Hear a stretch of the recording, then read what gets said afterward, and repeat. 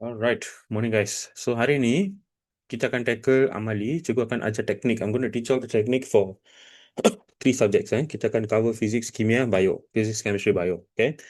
Cikgu pilih kertas yang spesifik. I chose specific papers for you because dalam kertas itu ada teknik yang berlainan lah. Different techniques. Teknik untuk bio, kimia, physics tak sama. It's not the same. There's a slight difference. Okay, ada perbezaan sedikit lah sini dan sana. So, cikgu akan ajar hari ni. I will teach you all. As long as you all can master the techniques, tak ada masalah. Whatever topic comes out doesn't matter lah. Apa-apa pun topik yang keluar, awak boleh buat pun. Jangan risau. Don't worry. Amali is never a problem. Amali memang tak ada masalah punya. Unless you get circuit lah. Circuit susah sikit. Circuit is a little bit difficult to handle practically. Secara practical susah sikit. But selain daripada itu, other than that, it shouldn't be an issue. Okay, come, let's start. So, kita mula dengan physics class. We start with physics. Cikgu akan buat bio last, because not everybody takes bio. Okay, so bukan semua ambil bio. Cikgu buat bio last. So, we start with physics. Alright. So, can you all take out the kertas MRSM? MRSM 2025. 2025 MRSM.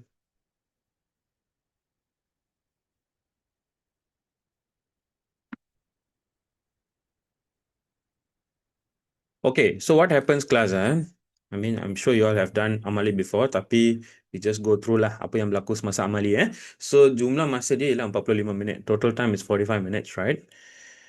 Then, the first 5 minutes, 5 minit yang pertama, awak memang tak boleh mulakan eksperimen. You can't start the experiment. Awak dikehendaki baca senarai ini. You have to check this list. Baca dan semak lah. Read and check this list. Okay? Ini sangat penting.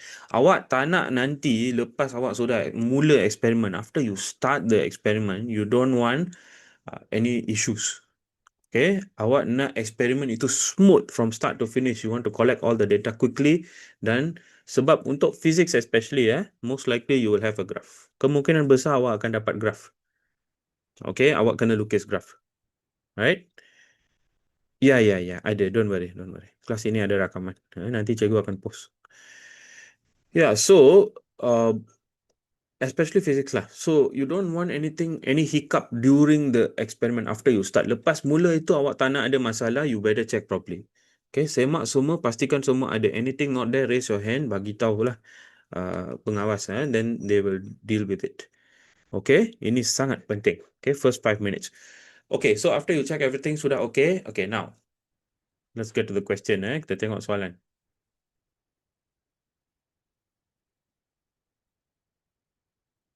So ini adalah soalan daripada bab 4, tingkatan 4, Form 4, Chapter 4. Okay, so look at question number 1. Okay, dia akan bagi macam ni lah. Tujuan eksperimen adalah untuk, the purpose of this experiment is to determine relationship, untuk menentukan hubungan antara. Bila dapat soalan macam ni memang bagus lah. If you get a question like this, it's very good. Excellent. Okay, because kalau hubungan antara, itulah pemboleh ubah dia kan. That's the variables, right? Relationship between. Isn't it? So, tujuan ini adalah untuk menentukan hubungan antara suhu dengan panjang turus udara yang terperangkap. Between temperature and the length of trapped air. Do you remember this experiment? Okay. So, dalam kelas ini, kita takkan belajar banyak theory. I'm not going to teach you a lot of theory in this class. We're going to focus on the experiment. Right? Okay. Bukan. For those, okay class, for you all, if you all want to see apa yang ada kemungkinan tinggi untuk keluar, you wait for my analysis lah. Tunggu analisis cikgu. Cikgu baru beli buku soalan sebenar SPM sampai 2025, 2025. I have it right here. Okay, baru sampai semalam. So cikgu tak ada masa lagi. I don't have time to go through yet. Tapi tak ada kertas 3. I want you all first. There's no paper 3. Dia bagi kertas 1 dan 2 saja. There's no paper 3 in this book. Dan hanya ada satu buku because they have exclusive rights.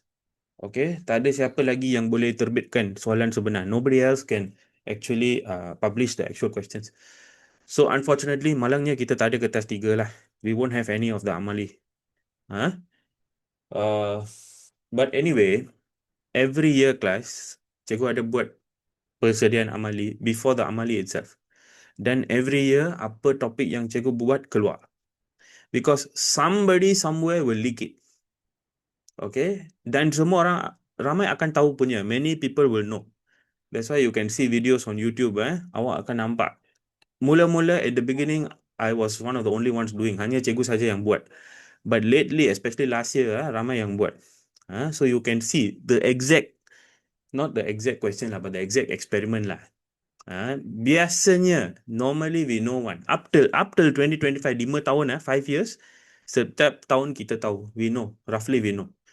Because somebody will leak the, bukan soalan dia tahu, somebody will leak the senarai radas. Kan sekolah kena prepare awal kan? For the actual SPM lah, percubaan cikgu tak boleh bantu awak lah. So for the actual SPM, that's why cikgu selalu bagi tahu pelajar. Don't worry about Amali. Amali persediaan Amali cikgu hanya akan buat last kali, maybe just 1 week before ni. You don't have to worry about Amali until then. Okay? Okay, so you look at this. Hari ni kita belajar teknik. You focus on the technique. Don't focus so much on the experiment. Okay, so bila dapat soalan macam ni, sudah dapat pemboleh ubah. The first thing you need to do, perkara pertama yang kita perlu buat, tak kisah apa subjek dia, cari RV, cari MV. This is the most important thing, right? Okay, so what is the MV here, class? Apakah pemboleh ubah dimanipulasikan?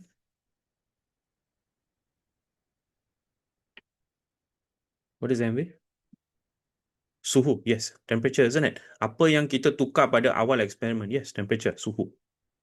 So, temperature. Cikgu guna simbol. I'm going to use the symbol. You write full. Tulis lengkap tau. Tulis suhu, temperature, and then... Okay, what is the RV? Apakah pemboleh ubah bergerak balas? What is the responding variable? Yeah. It's always like that, man. It's always like that. What's the RV? Yeah, the length of the trap air gas. Okay, so inilah. So if you get, that's why I say, kalau awak dapat soalan format ini memang bagus lah. It's very good. No, you won't always get this format. Awak takkan selalu dapat format ini, tapi kalau dapat bagus lah. If you got it, then good. Because directly you can get your MV and RV. Okay, dalam physics. Okay, so this one they gave you, dia sudah bagi. Dia sudah bagi rajah dia, susunan radas. They gave you the apparatus setup. I always remind my students, pastikan awak tahu macam mana untuk lukis susunan radas. Make sure you always know how to draw the apparatus setup. Okay. Pernah keluar dalam SPM. Bio already came out. Okay. 2000, I can't remember. I think it's 2023. The food energy value. Nilai tenaga makanan itu came out already. Dia suruh lukis. They asked to draw. Itu soalan tak berpandu. That was unguided. That means dia tak bagi procedure tau. They didn't give procedure. But dia tak tulis. Dia tak suruh tulis procedure. They didn't ask to write procedure. They just say lukis. Draw the apparatus setup. Lukis susunan radas. Sudah keluar. I always warn my students. Dan memang sudah keluar pun. There's no need for me to warn anymore because already happened. Sila pastikan awak tahu macam mana untuk lukis. Okay? Okay. Then, di sini dia bagi procedure lah. Alright. Now, just spend 1 minute class, baca procedure. Physics normally procedure very simple. Kalau dibandingkan dengan yang lain lah. Compared to the others. Compared to the others. Physics very simple. Kimia yang paling kompleks.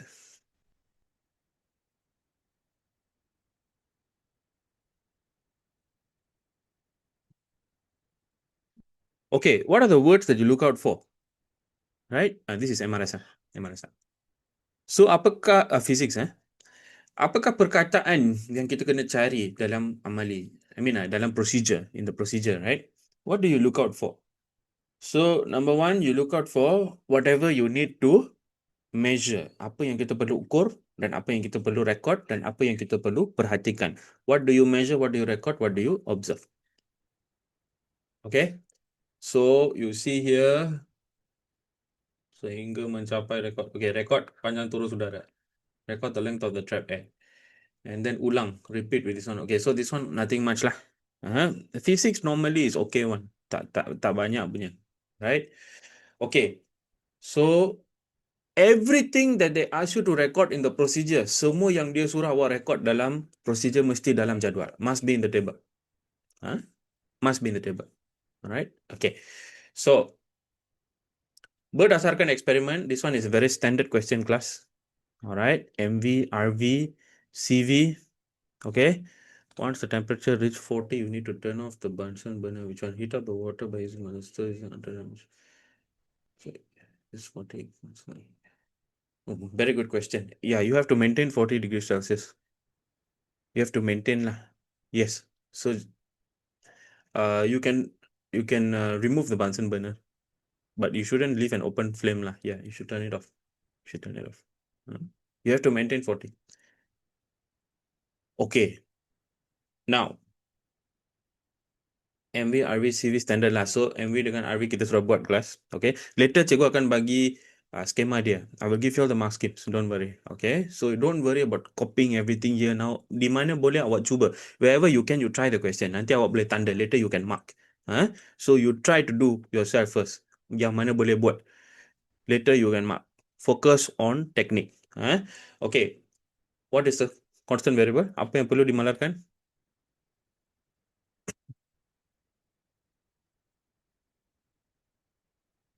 Pressure. We can look at some of that later. Can I can cover some with you. Oh, pressure. Pressure. Okay, good. Okay, di sini kelas, you always remember. When we want to study the relationship between two variables, bila kita nak kaji hubungan antara dua pemboleh ubah, yang lain semua mesti dimalarkan. All the other variables must be kept constant, right? So, this is your gas laws. Ini hukum gas kan? What's the master formula? P sama dengan K sama dengan PV per T kan? PV over T, isn't it? K is PV over T. So, bila kita di sini kita nak kaji hubungan relationship between the temperature suhu. What does the length represent, class? Panjang turus udara ini mewakili apa? What does the length of trapped air represent? Volume. Very good. Isi padu. Volume. Let me teach you why. Di sini kelas, ini adalah cylinder. This trapped air is in a cylinder shape. Cylindrical shape. Bentuk cylinder. Dia berbentuk cylinder. Okay. So, this cylinder of trapped air, isi padu dia ialah apa? The base area, right? Luas tapak, darab, tinggi dia, which is panjang lah, which is the length, right? So, isi padu dia, the volume will be area times the length, right? Now, ini, turus ini, this tube, capillary tube, tube capillary ini, dia mesti ada diameter yang sekata. It must have a uniform diameter. Uniform diameter dia mesti seragam.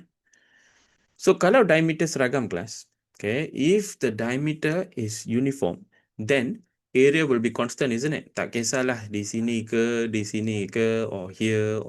It doesn't matter where. Area will be constant. The cross-sectional area, luas kerata rentas dia, luas tapak dia. Same, right? Okay. Kalau A dimalarkan, apakah hubungan isi padu dan panjang turus? What's the relationship? Directly proportional.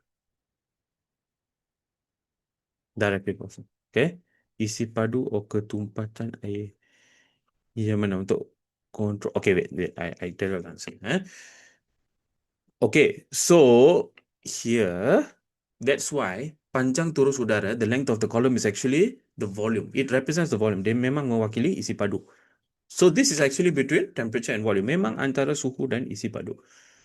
So coming back to the concept, okay? Kalau kita ada rumus dia, if you have the formula, it's very easy.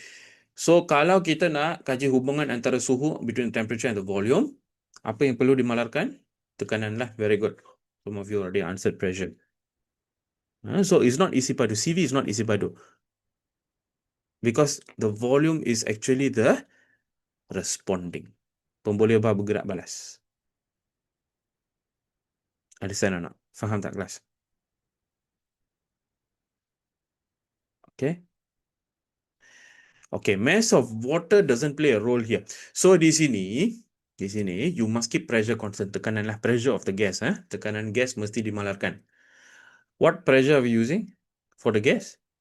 Apa tekanan? Kita malarkan tekanan, betul tak? You fixing the pressure, isn't it? That means you must use a specific pressure, right? Maksudnya kita kena guna tekanan yang spesifik, kan? Apa tekanan yang kita pakai dalam eksperimen ni, kelas? See, the air is inside here. Ha? Udara dalam sini tau. Ha? Udara dalam sini. So, apa tekanan yang dikenakan ke atas udara dalam sini? What is the pressure exerted on the air here? Okay, never mind. You remember there's two. Okay, ada dua. So, first, we have the liquid. Kita biasa guna acid sulfuric pekat di sini. Normally we use concentrated sulfuric acid. 1 drop of concentrated sulfuric acid. So di sini kita akan guna, yes, very good. That's one of it. So di sini ada cecair. That means whenever there's liquid, you already know there's liquid pressure, right? Ada tekanan cecair, kan? Right? Okay. So we have liquid pressure here. So ada tekanan cecair di sini. On top of that, apa yang bertindak di sini? What is acting here? Atmospheric pressure, right? Tekanan atmosfera. So this is the pressure that's acting on the gas. Gas di dalam sini. Gas yang terperangkap di sini. The trapped gas. Okay. Right. So the pressure is constant. So skema dia. Okay. Skema dia. Okay. Now we focus back on the technique. So do you use practical variable or do you use theory? Kita pakai pemboleh ubah ini, kita pakai practical atau theory? Right. Okay. So, just now, pemboleh ubah yang dimanipulasikan di sini, apa yang kita tukar-tukar? Suhu, kan? So, suhu, there's nothing lah. Practical or theory is still suhu, kan? Okay, so mark scheme, skema, suhu. Skema, suhu. Okay. Pemboleh ubah bergerak balas, responding. Teori dia berdasarkan soalan ini, based on the question, is the length. Panjang turus udara yang terperangkap. The length of the trapped air, right? Okay. Panjang turus udara yang terperangkap. Okay. This is theory. This is practical lah. Ini apa yang kita ukur secara praktikal, panjang dia. But what is the theory? Cikgu sudah terangkan tadi, already explained just now. The theory is the volume, right? So which one do you use? Kita pakai yang mana? You use practical or theory?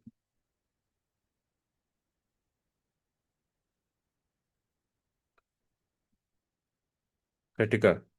Practical. Wherever you can, kalau boleh guna practical. That is my advice. Itu adalah nasihat cikgu. Kalau boleh guna practical. Especially kalau dia sudah bagi dalam soalan macam ni. When you get it in the question ready, you just copy back. Salin balik. Salin balik. Okay? Dalam skema ini, let me show you the mark schema. Dia terima kedua-duanya. Dia accept both. Volume of trapped air, isi padu turus udara terperangkap, and then panjang turus udara, the length. They accept both. Okay? Do we need to write symbols when writing the variables? You don't need to, but you should. You should. Normally, mark schemes will have. Skema akan ada punya, but they won't penalize you lah. Kalau awak tak tulis, dia takkan tanda salah. But you should lah. Okay? Because semua diberikan. Everything is given, so you have nothing to worry about. Salin saja daripada soalan. Just copy from the question. Just copy from the question. Everything is given already. Okay, then your constant variable, pemboleh ubah dimalarkan. So I told you already is the tekanan. So they also have mass of air. Now, you remember mass of air, jisim udara ini, you won't understand now because awak belum belajar. You haven't learned the full version of the gas law. Nanti awak akan belajar later in a higher level, you will learn PV is nRT. Okay, this is a different story lah. So, jisim, but this is always there in your definition. Ingat tak?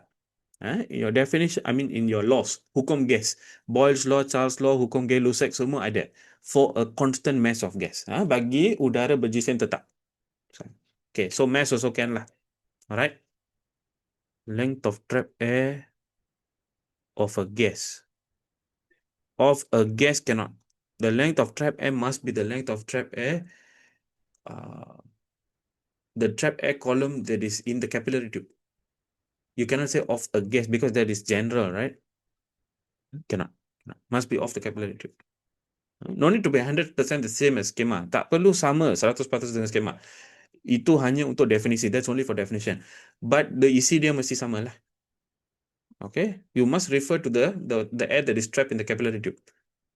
Huh? Okay, hypothesis class. This one standard. What is the format? Apakah format untuk hypothesis? So format untuk hypothesis sama untuk semua. This is the same for all. I won't be going through again for the rest. So untuk hypothesis, what do we use? Kalau dia quantity, ada quantity. If there is a quantity, if it has a numerical value, kalau dia ada nilai berangka, then you can use semakin-semakin kan? Right? When so in English we use when MV increase or decrease, RV increase or decrease. Dalam bahasa Melayu semakin tinggi semakin rendah lah. Okay, this one you must know the theory lah. Okay. Okay, you write your hypothesis. Tulis hypothesis untuk eksperimen ini.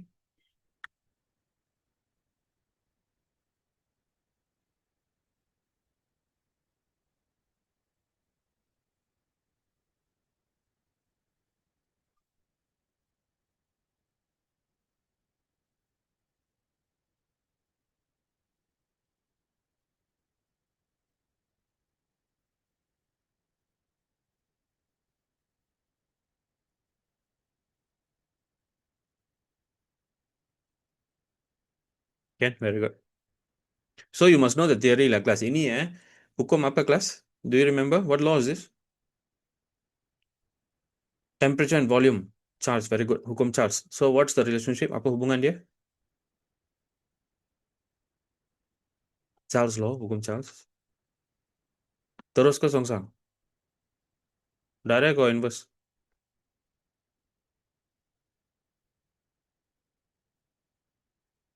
Okay. Again Again class, you must remember this.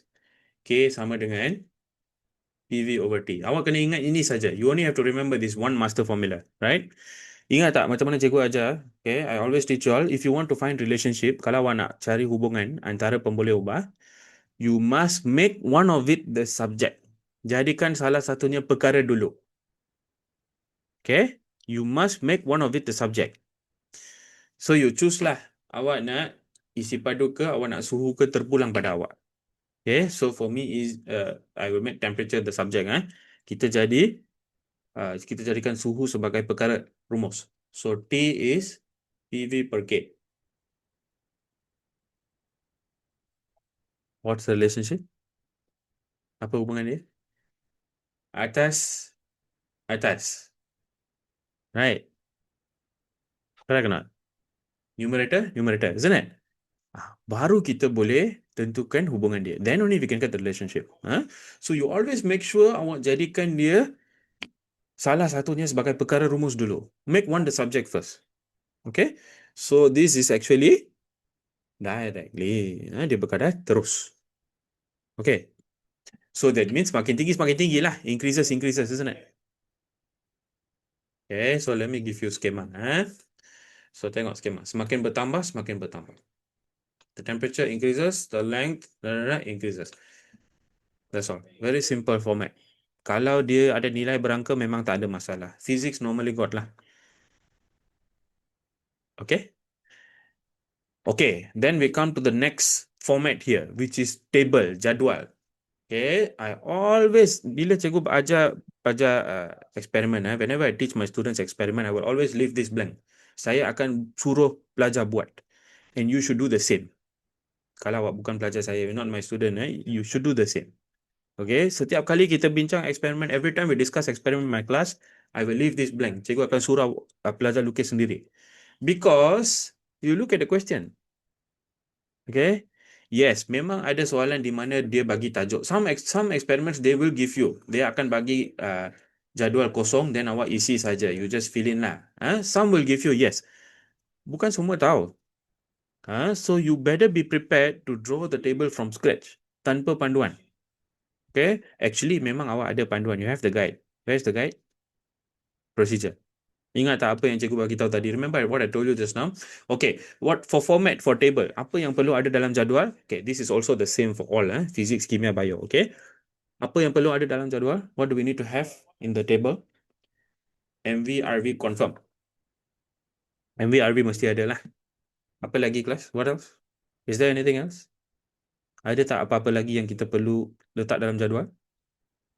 Headings with unit. Yeah, okay, very good. Headings with unit value. Yes, okay, good. So what about the headings? Any other headings or not? Ada tak?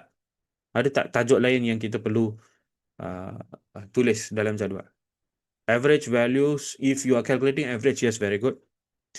Yes, depends on the question. Good. So how do we know? Macam mana kita tahu?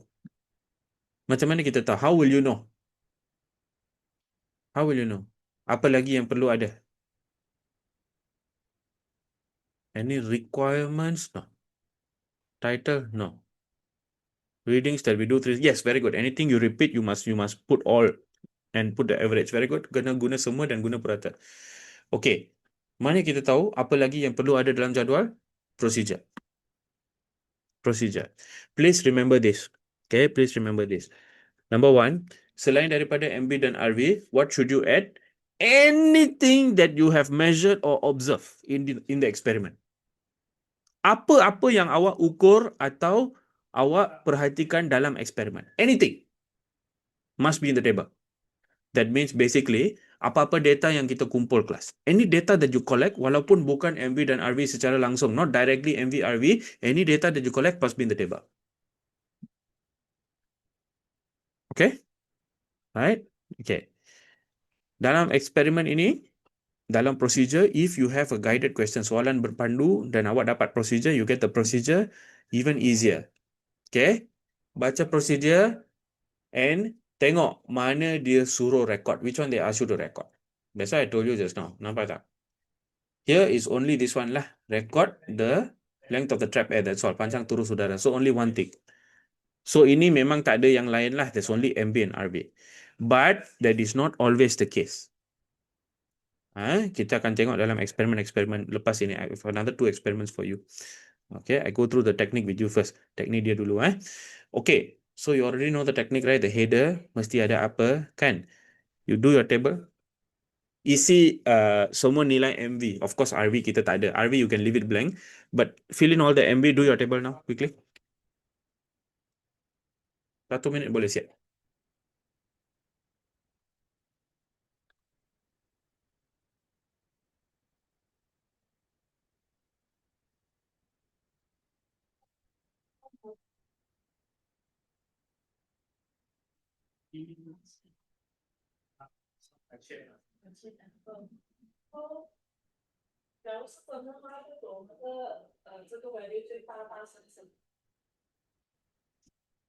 Okay.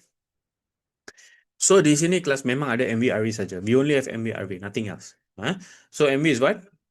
Temperature, suhu. How do you write? So the first column, laju pertama kita tulislah. First you write suhu, temperature. Right, full temperature. Guna simbol, use the symbol. Use the symbol. Okay. Tak guna dia takkan tanda salah. Don't worry. But since sudah ada, just pakai, just salin saja. Copy, you're not doing anything new. Okay. Don't forget, unit must be here. Unit mesti di sini. Okay. How you write the unit? Awak boleh guna slash macam ni. Okay. Or you can use bracket. Up to you. Biasanya skema akan guna slash. Normally mark scheme will use slash. Bracket also it's fine. So slash Raja Celsius lah. Okay. So temperature, suhu, first column. How do we write? The second column, the length of trapped air, right? Panjang turun udara. Length of trapped air. Panjang turus udara. Okay, unit slash, dan you put the unit lah.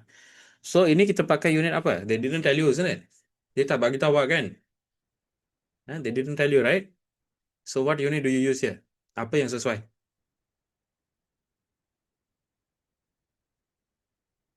What is suitable here? Very good. Very good. Okay, very good. Ini berdasarkan peralatan yang kita guna untuk ambil ukuran. It depends on the instrument that you use to take the measurement. Di sini kita akan guna pembaris meter kan. Use a meter rule, isn't it? Right? Ruler is what? Paling senang ialah sentimeter lah.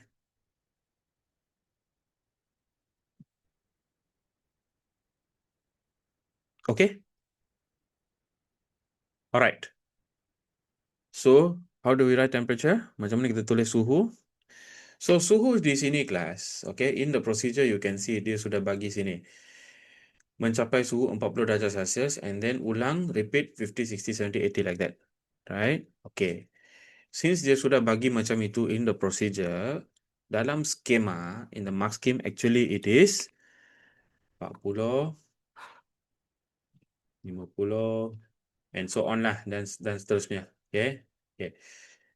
Dia macam ni. Okay? But, my personal advice, salah. Why? Let me explain why. Cikgu terangkan kenapa. Macam mana awak dapat suhu ini? How do you get the temperature 40 degrees Celsius?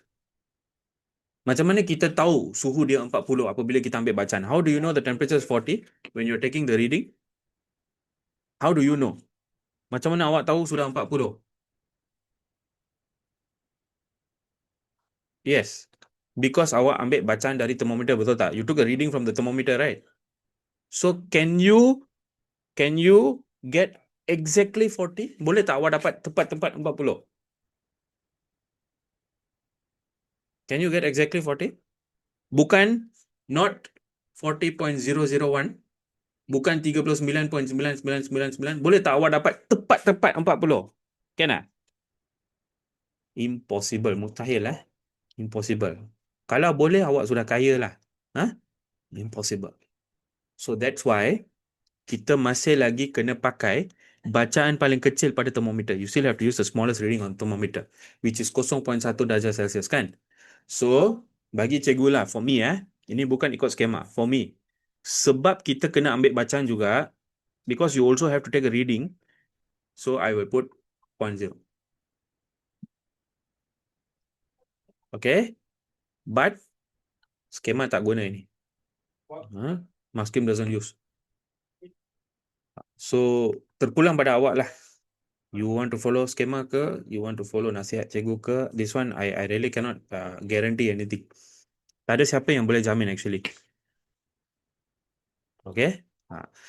Now, this one memang lah. Length of trap air memang no issue because itu memang kita ukur. This is something you are supposed to measure with the meter rule, right? Okay. So, you just write one value here.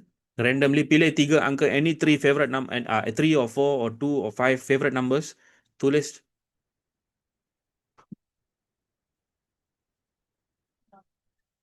So again class, bila kita ambil ukuran, whenever we are taking measurement, how do you write the values? Macam mana kita tulis nilai dia, kena bundarkan kepada berapa angka berarti ke, berapa tempat perpuluhan, how many decimal places, how many significant figures. It all depends on the instrument. Awak kena cari apakah ukuran paling kecil pada skala. What is the smallest reading on the scale, right? Di sini kita ukur menggunakan pembaris, ruler, so the smallest reading again will be 0.1 cm kan? 0.1 cm, right? So, 1 decimal place. 1 tempat perpuluhan. Ikut peralatan yang kita pakai. You follow the instrument that you use to take the measurement untuk mengambil ukuran. Faham tak? Okay, just follow the instrument. So, kalau dia keluar, contohnya kalau bulb elektrik keluar, I really hope it doesn't lah, class. But if electricity comes out for you, then if you see contohnya ammeter, voltmeter, all normally in school we use analog. Dalam SPM kita pakai analog. Okay, so if you use, normally when we use analog, bacaan paling kecil dia, smallest reading will still be 0.1 lah. But you have to check lah. That's why I say, awak kena semak peralatan yang awak pakai itu. What is the smallest reading? Pakai yang itu. Okay? If you didn't put the 0.0, will you lose mark? In this schema, bukan. You won't lose mark here. Here, yes. Sini mesti, Sini mesti, Whenever you use ruler, definitely. Sometimes the reading is not as per theory. Should you plot graph? Okay. Very good question. Okay, what if bacaan tak ikut teori? Right? What if the reading doesn't follow the theory? If it doesn't follow the theory, as in kalau dia tak ikut teori, maksudnya kalau dia berkadar terus, contohnya if it's directly proportional, okay, but you don't get directly proportional. Awak dapat garis lurus tapi bukan berkadar terus. That is fine. No problem. Follow your data. Follow your data. Okay, ikut data. Don't change. Don't change. Follow data. Right? If you put 20.30, is it wrong? Yes, it's wrong because you cannot measure up to 20.30. In your ruler, when you use your ruler, you see, let's say I'm measuring something here. Okay. My ruler can only measure until I can only measure until here only. Until 0.1 only accuracy. Right? Okay. So dia tak boleh, kejituan dia tak boleh lebih tinggi daripada 0.1 cm. Cannot. Salah. Cannot. It must be exactly one decimal place. Satu tempat perpuluhan. Okay. Huh? Right. Okay, so don't adjust your data class. Tak payah adjust data. Because the marks will be given berdasarkan data awak. Okay, so after you have your table, the next is the graph lah. Physics, most likely you will get graph. Please be prepared. Physics, ada kemungkinan besar awak akan dapat graph. Okay, be prepared to draw graph. So when we draw graph, you must draw line of best fit. Garis penyuaian terbaik lah. Okay, the schema for Gerald can. Later I will give you all class. Cikgu akan bagi. This is the schema lah. So nanti kelas, later you please practice drawing your class. Practice drawing your graph because dia ada bagi sample data. They give you data sample here. So you can use this sample and draw your graph. Later lah, not now. Sekarang cikgu ajar teknik. Later I will give you all the schema. So practice. Practice. Okay. So this is how they do it lah. How boleh nampak di sini kelas, they don't use one decimal place. They don't use one decimal place. Okay. Okay, come. Let's move on to the graph. So, standard question here, pada kertas graph on the graph paper provided, plot graph panjang turun udara yang terangkap, length of trap air in the tube against temperature, melawan suhu. So, you already know your axis lah. Awak tahu paksi dia kan? Length of trap air against temperature, melawan suhu. Suhu is your paksi x-axis. Okay. So, you have to plot your graph. What you will get is, awak akan dapat garis lurus awak akan dapat graf yang awak di mana awak kena lukis garis lurus penyuaian terbaik. You have to draw a line of best fit. Okay, let me teach you the technique here for line of best fit. Okay, kita ulang kaji lah. We do revision here. How to get line of best fit class. Two rules. Okay, ada dua peraturan untuk garis penyuaian terbaik. First is number one, sambungkan as many points as you can. Awak kena sambungkan sebanyak titik yang boleh. Contohnya, for example, here, maybe I can join dua sini atau dua sini, right? I can join these two. Okay, maximum two lah. Cikgu tak boleh sambungkan lebih. Okay, let's say, sini saya boleh sambungkan 3 lah. I can join 3, okay. So this is maximum, isn't it? Maximum cikgu boleh sambungkan 3 kan? Cikgu boleh hubungkan 3. I can connect 3, right? Okay, then you must go to the second rule. Okay, so number 1 is maximum points lah. Max points. Number 2, balance. Seimbang. Apa yang perlu seimbang? What must be balanced? Titik-titik yang tak dapat dihubungkan. The points that couldn't be connected. Atas dan bawah mesti sama. Bilangan dia mesti sama. The number must be same up and down. Okay. Kalau dia nombor ganjil, of course tak dapat tempat-tempat sama, but it will be roughly the same lah. So that means ini salah lah. This is not the line of best fit. Ini bukan garis penyuaian terbaik. Faham tak? It's not a line of best fit because garis titik-titik yang tak dapat dihubungkan, dua di bawah, both down, atas tak ada apa-apa. Tak seimbang, not balance. So, garis lurus penyuaian terbaik mesti kena kedua-dua syarat ini. You must hit both the conditions, must satisfy both the conditions. Okay, so how? What is a better line? Garis yang lebih baik? What if we can only sambung to one point tapi titik lain seimbang? That's why I say you must balance both this syarat. Right? You must balance both this syarat. Mesti paling banyak dulu.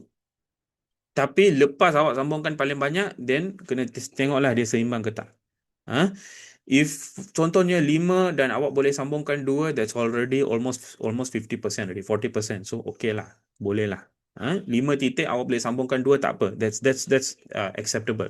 Tapi kalau awak ada contohnya 10 titik dan awak hanya sambungkan 2, then maybe you must reconsider lah. Huh? Okay. What are the scalas we can use? The scalas for? Oh, for the graph. Okay, scalas. Very good question. Wait, I cover that in a while. So your line of best fit class. Okay. So garis punya yang terbaik di sini. A better one will be. Contohnya, cikgu boleh sambungkan. Actually, I can connect here. Okay. So can you see di sini cikgu sambungkan 2. I connected 2. Atas ada 1. Here got 1. Bawah ada 2. Kan? Balance lah. And then you see how close it is to the line also. Ambil garis renjang dia dengan garis juga. This one. Okay. The closer it is, the better lah. Semakin dekat, semakin baik. Garis lurus penyuai awak. Okay. So contohnya, kalau cikgu bandingkan dengan, if I compare this with, let me draw another one. Contohnya, let's say I connect these two.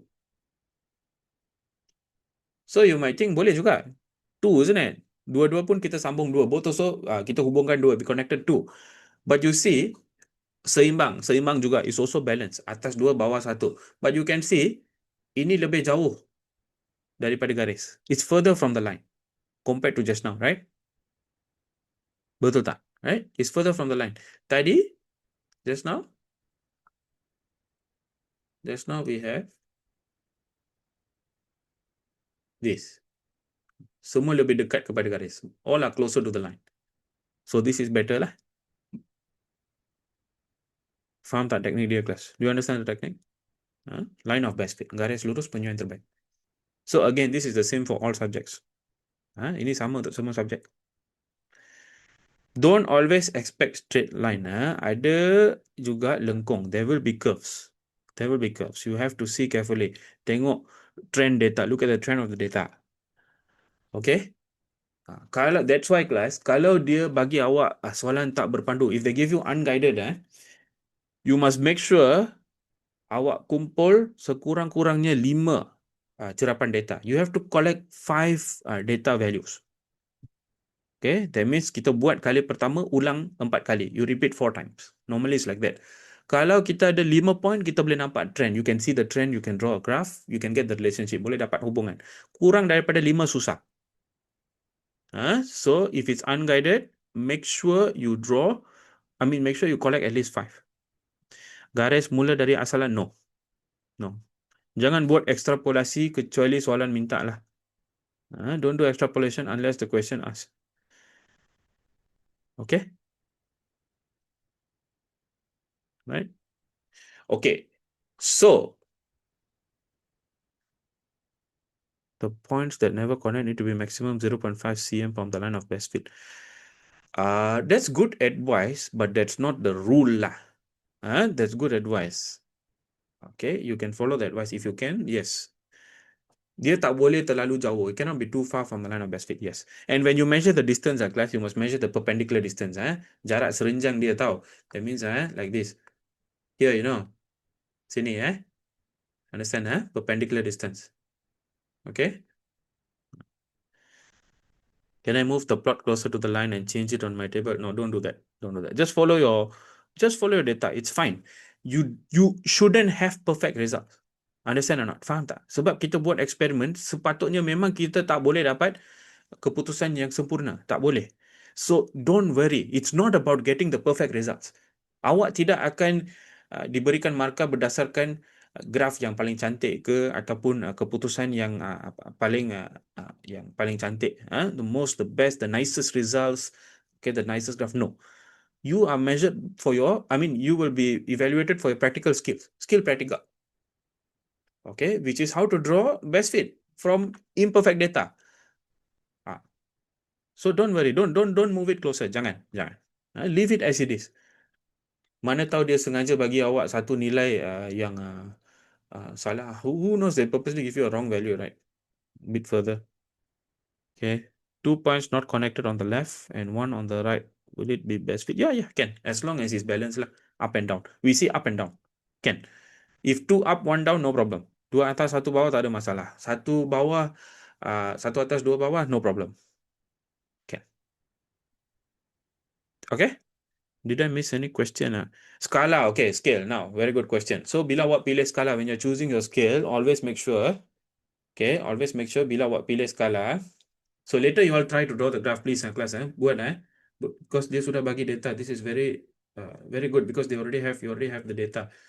Okay, so first of all, class, when you label, please, when you are drawing your graph, sila label axis.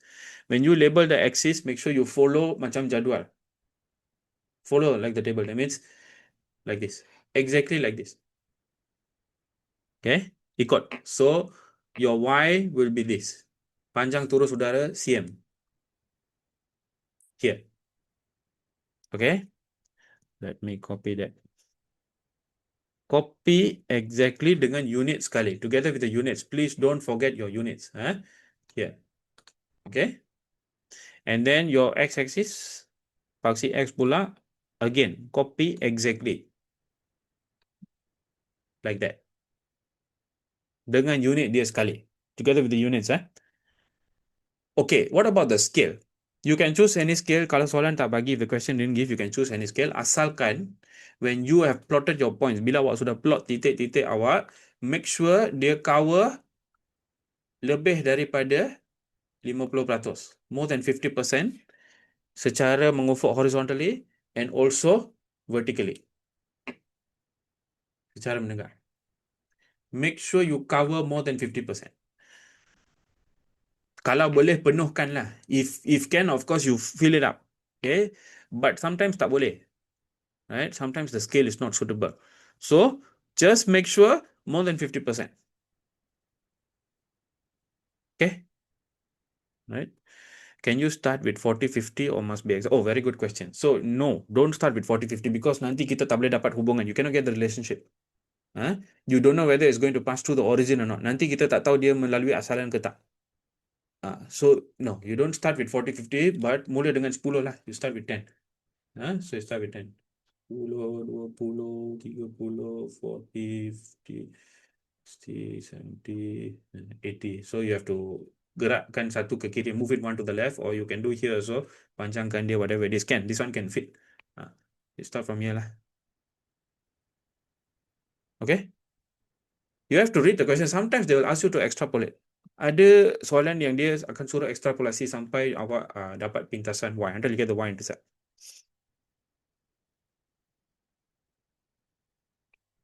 Okay? Any more questions for us on the graph? Ada soalan tentang graph? Boleh? Can?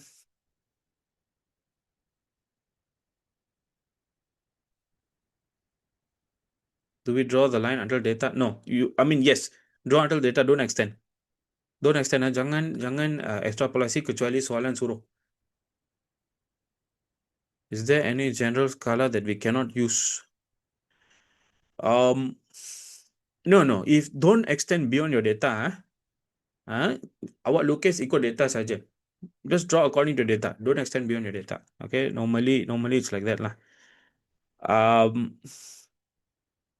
Can we touch the y-axis? Yeah. Don't extend.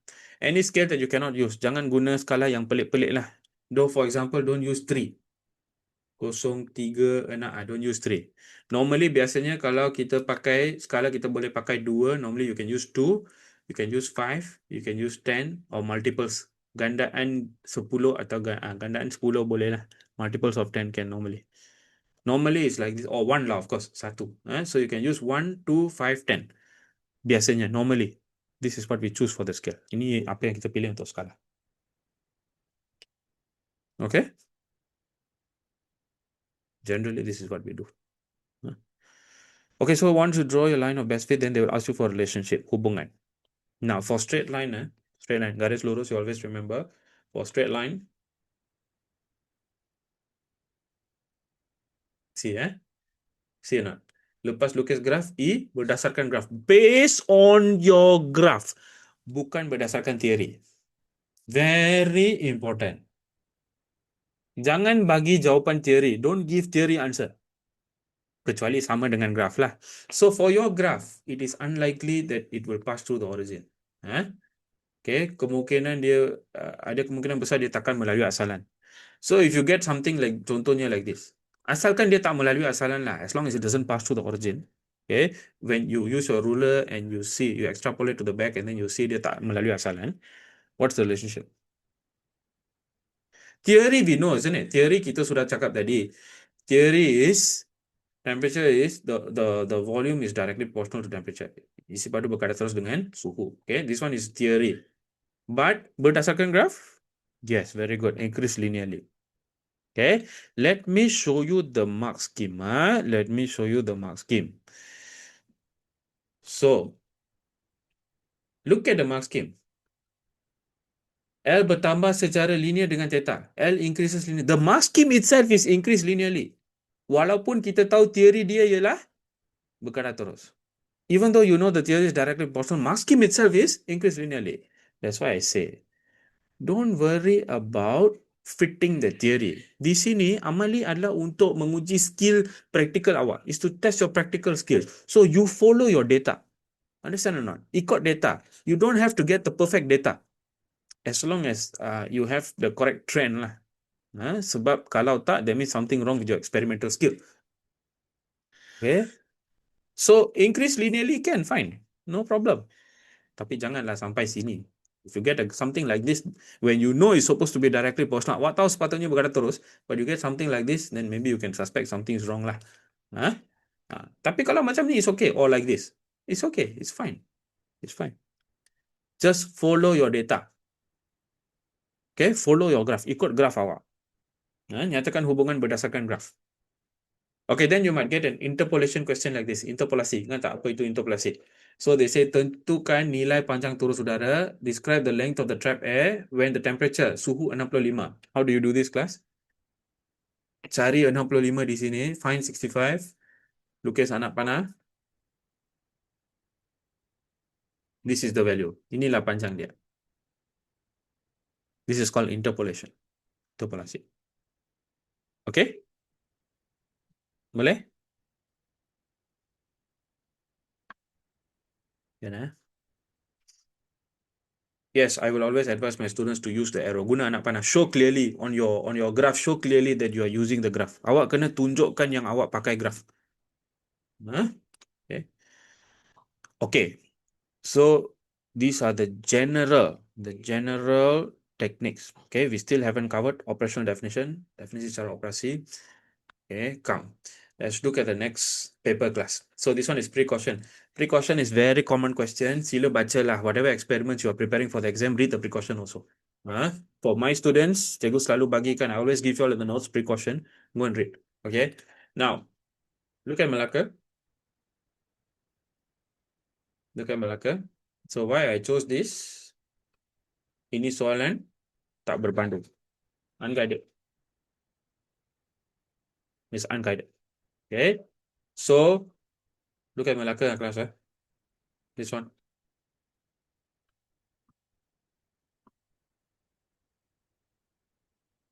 Yes, very good. Avoid parallax error can. That's one of the.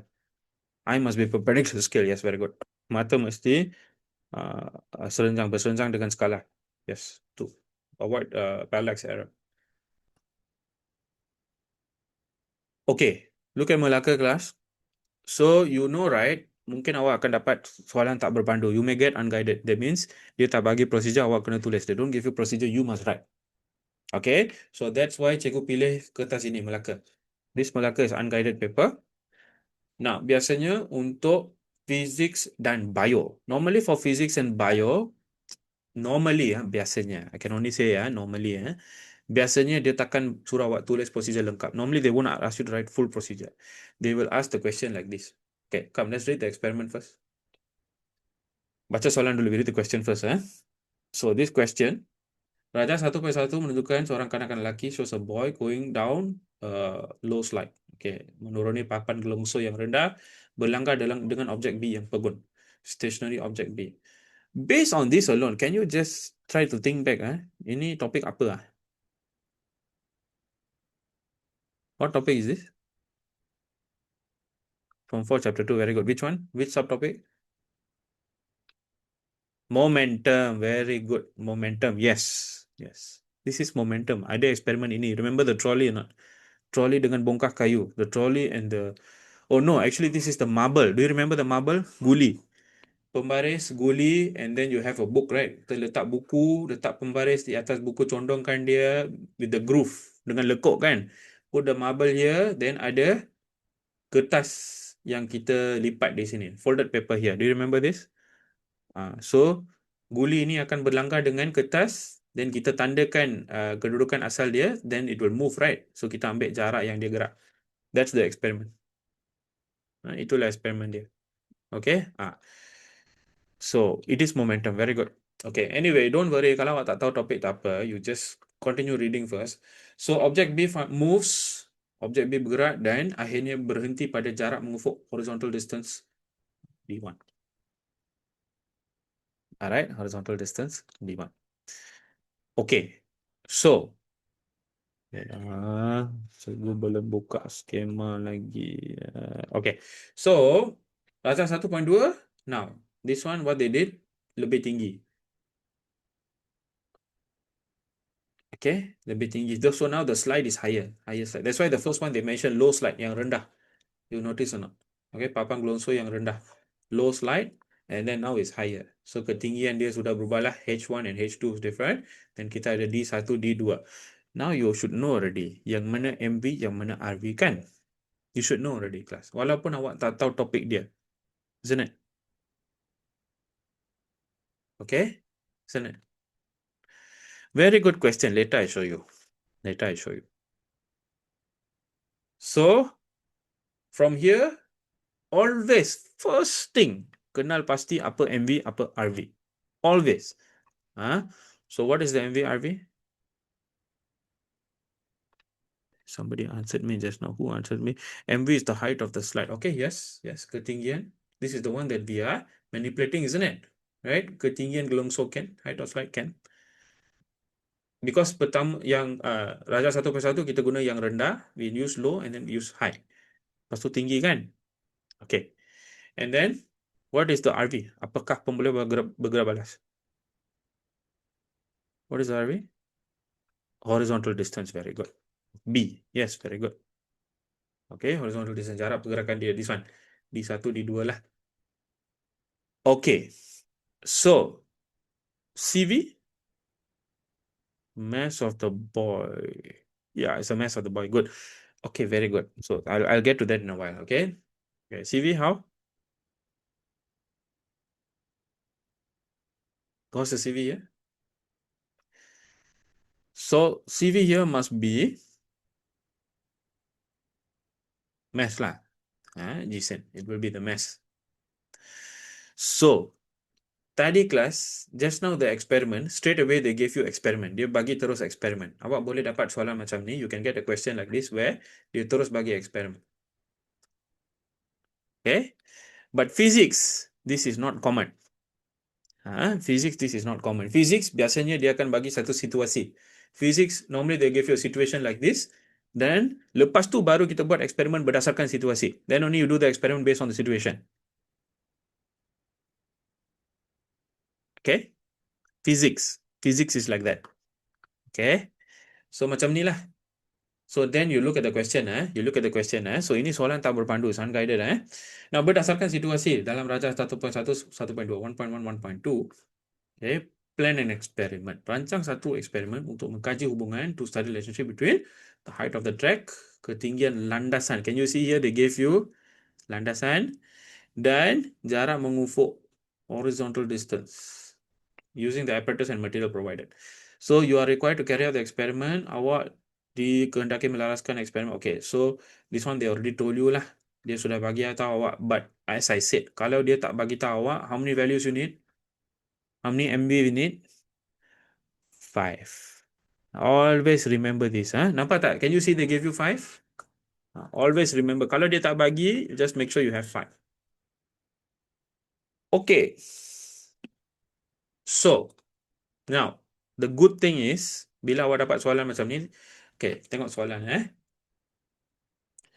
Tulis procedure experiment yang mengandungi, write a procedure that contains. This is how they will ask you to write procedure normally for physics dan bio biasanya macam ni lah. Kaedah mengawal boleh ubah. Method to control the manipulated variable boleh dimanipulasikan. Okay. kaedah mengukur pemboleh bergerak balas to measure the responding and pengulangan repetition. So kalau tak berpandu keluar untuk if unguided comes out for physics and bio, normally it's not a problem. Senang, it's easy. It's very easy. Chemistry, you got no choice. Dia kena tulis semua. You have to write the full complete procedure. Kimia tak ada shortcut lah. But physics and bio, no issue. Kalau tak berpandu, you don't panic. You just follow this. Kena jawab 3 ini saja. That means you don't have to write the full procedure. You don't have to write the full procedure. Okay? Alright. So, how do we write the procedure here? Macam mana kita tulis procedure di sini? Uh,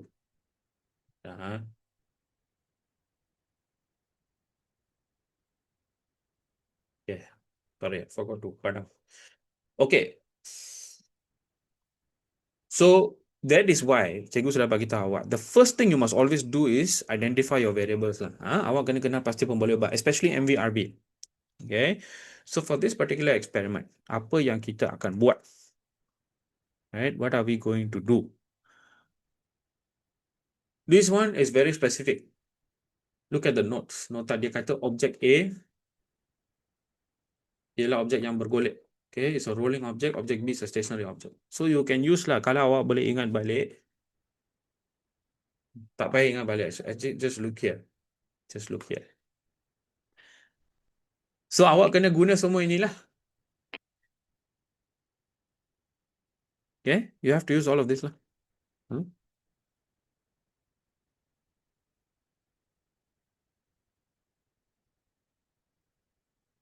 Okay. So berdasarkan ini kelas. Here they didn't state what is object A and B lah, but you will know lah sebab awak yang guna kan. You are the one using it, right?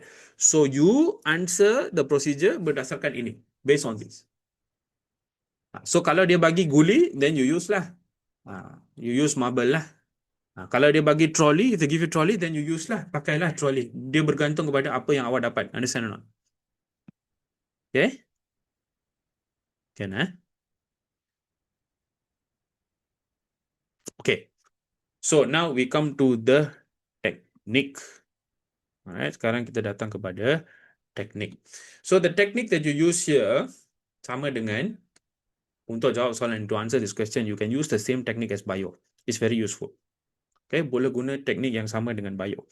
So what I ask my students do for bio, okay, apa yang kita buat untuk bio, for the controlling, for the manipulated variable, okay, untuk pemboleh ubah yang dimanipulasikan. Okay, kita selalu measure, okay, kita ukur. So you have to, you usually, what we, let me show you, copy for you. Okay, biasanya teknik dia, you use these words. For manipulated. Untuk dimanipulasikan, kita pakai perkataan ini. Either you measure or you use, but must be different lah. Okay, this is for bio. Okay, so you don't need different here. So here you just measure or use. Biasanya ini dua ini saja. So contohnya, for example, in this experiment, what is manipulated? The height, isn't it? Ketinggian kan? So you have to think, okay, the height is manipulated. You have to think, macam mana kita tetapkan ketinggian? How do you fix the height? How do you set the height? Macam mana kita set ketinggian dia? How are you going to set the height? Contoh, dia sudah bagi nilai di sini. They gave you values here, 3.0 cm, isn't it? Right? How are you going to set the height? Yeah, by using a meter rule. Very good. Dengan menggunakan pembaris meter. Kan? By using a meter rule, isn't it? Understand or not? Okay. So, this is the first thing. MV normally something that we measure, sesuatu yang kita ukur lah, because we want to set the value to that specific value. Kita nak set nilai kepada nilai yang specific. So you just have to say that. Okay, so you can say set the height at 3.0 cm using a meter rule. Okay, set ketinggian landasan. This is the height of the ketinggian landasan. ketinggian landasan kepada 3.0 cm menggunakan pembaris meter. Finish. That's it. That's it. Okay. Let me show you what is in the mark scheme. Cikgu tunjukkan apa yang ada dalam skema di sini.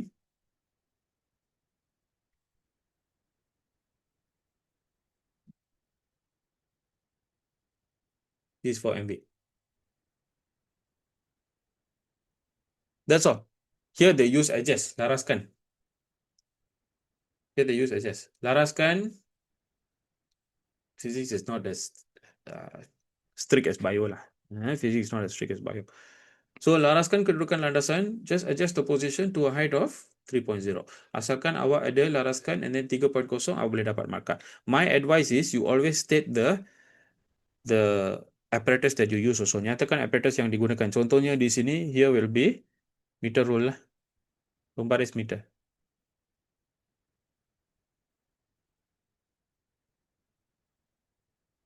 Okay. Understand or not? That's all. That's all. 1 mark already, Satu markah, Then, kaedah mengukur pemboleh ubah bergerak balas. How to measure the responding variable? Again, something you need to measure. Yang awak kena ukur kan? Something you need to measure, right? So, what are we going to measure? Kita akan ukur horizontal distance. That's all you have to say. That's all you have to say. Measure the horizontal distance. Okay. Ukur jarak move menggunakan using a meter rule dengan pembaris meter.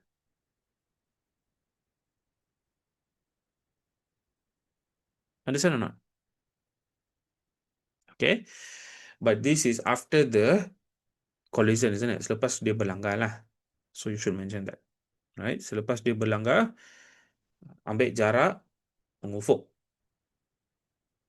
Take the horizontal distance from the initial position, daripada kedudukan asal dia. That's all. Awak jawab berdasarkan ini saja. You answer based on this. Just based on this. Okay. So let me show you the schema untuk yang ini.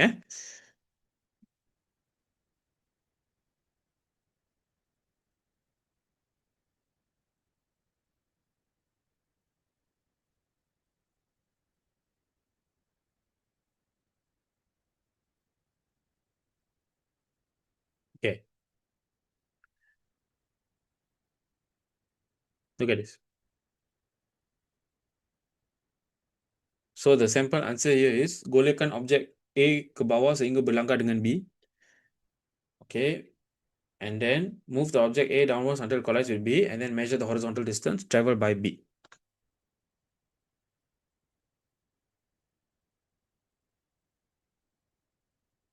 Can? No problem. Okay. That's all. That's all. This is for RV, yes. Ini untuk RV. This is MV. That's all. So that's why I say, class, kalau dia keluar tak berpandu, okay, unguided for physics, you have nothing to worry about. Senang saja. Just make sure you So again, you look at the requirement for the marks. Tengok, dia sudah tulis di sini. They've written here very clearly. So first mesti ada konsep pelanggaran, because itu adalah apa yang berlaku untuk kita dapat ukuran RV lah. This is what happens before we can get the RV, right? Okay. Then you look at this. Ukur, rekod, catat. This is the action that you must write. Okay? Active. Don't use passive. Maksudnya awak kena tulis set arahan. You always remember you are writing a set of instructions untuk orang lain ikut. Awak tidak mendokumentasi awak tidak mendokumen apa yang awak sudah lakukan. You are not documenting what you have done. Understand or not? You must always remember procedure is a set of instructions for people to follow. Okay? So guna active. Basically, you just try to imagine you are telling your friend what to do. Awak bagi tahu kawan awak apa yang perlu dibuat, bukan apa yang awak sudah buat, not what you have already done. Understand? Active. No, for this one you won't get the mark. If you didn't say dia berlanggar, you won't get the mark. Untuk skema inilah. Okay? And then you look at this.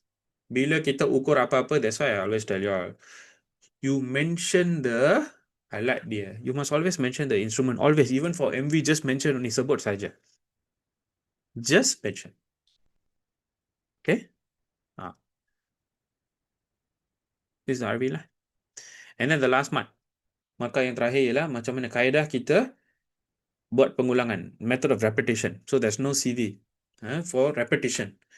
So because ada pengulangan kelas, because there's repetition, the first for MV tadi, kita hanya sebut 3.0. We only mention 3.0 cm.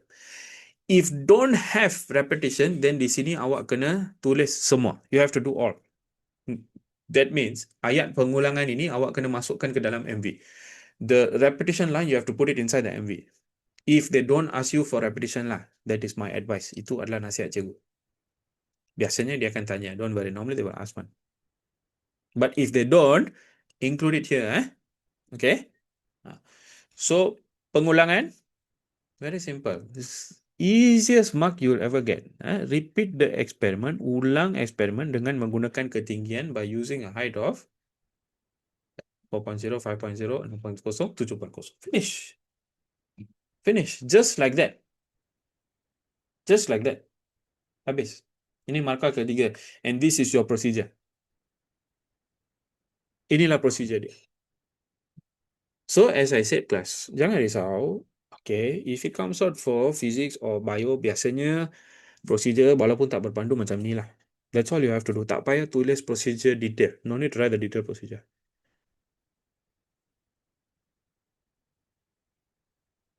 Faham? Understand?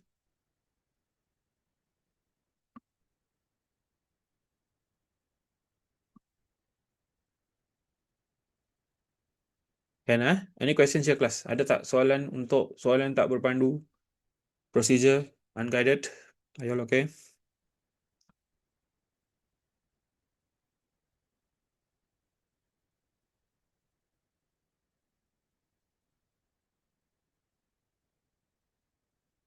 Can? Okay, look at the next one. So, ini satu lagi format yang kita belum buat for physics. This one is exclusively for physics. Berdasarkan eksperimen yang dijalankan, based on the experiment conducted, nyatakan inference, state and inference. How? So, inference for physics Amali. Untuk Amali physics, inference is very specific. Ada format yang sangat spesifik. Can. Class, don't worry class. Later, cikgu akan bagi skema dia. I'll give you all the mark scheme in the same folder. So, you don't worry too much about copying now. Okay? Okay. So, inference. Apa format dia? What is the format for inference? Untuk physics. This is specifically for physics. Kan? There are two formats. Ada dua format yang awak boleh pakai. Bukan jika maka. No. Physics inference is very specific. Yes. So there are two that you can use. Yes. Inference, take this down. Hanya dua ini saja. Tak boleh guna apa-apa yang lain. You cannot use anything else. Excuse me. Have you gotten the procedure? Okay.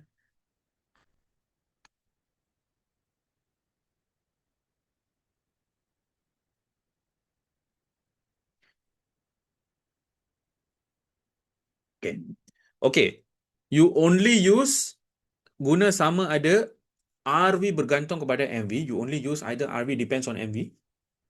Okay. Or MV affects RV. MV mempengaruhi RV. Inilah sebabnya pada awal eksperimen, at the beginning of the experiment itself, when you read the question, awak kena tentukan RV, MV. About 5 marks will depend on your RV and MV. Okay.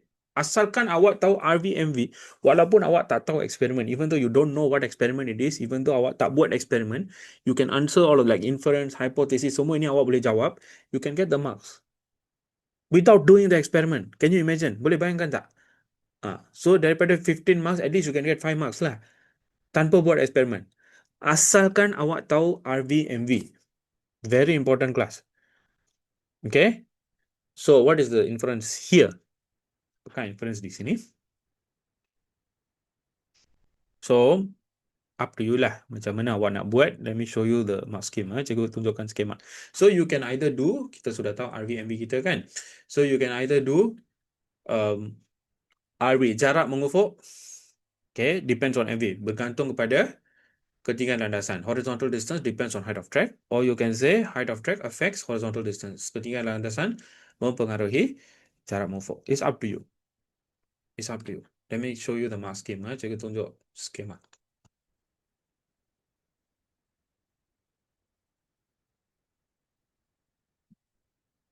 Oh, sini dia bagi kedua-dua. This one is a very good. That's why I say. So, ada sebab cikgu pilih kertas ini. Mark scheme is very complete. Nah, nanti cikgu akan bagi skema. Awak pergi kaji sendiri.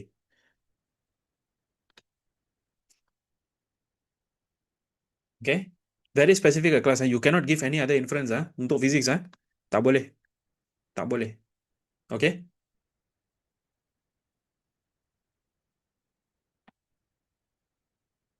Okay, hypothesis kita sudah buat. Later you can do yourself semakin-semakin. Okay? This one. Definisi secara operasi.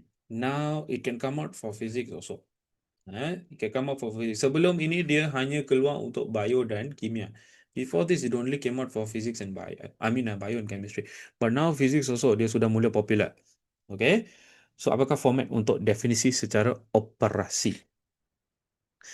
Most important thing is class. For physics, physics, sebab definisi secara operasi format dia lain untuk ketiga-tiga subjek.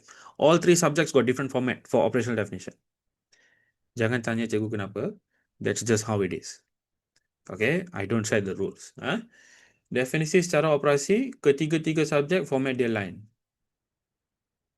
Okay, menurut skema lah, according to the mark schemes. That's all we have. Okay, because kita tak diajar, we are not taught a specific format in the syllabus. Tak adalah, setahu cikgu lah. There's no instruction anywhere. So semua maklumat yang cikgu guna ini adalah berdasarkan skema based on the mark scheme prepared by the state oleh negeri lah. Okay, physics how? Most important thing is observed RV.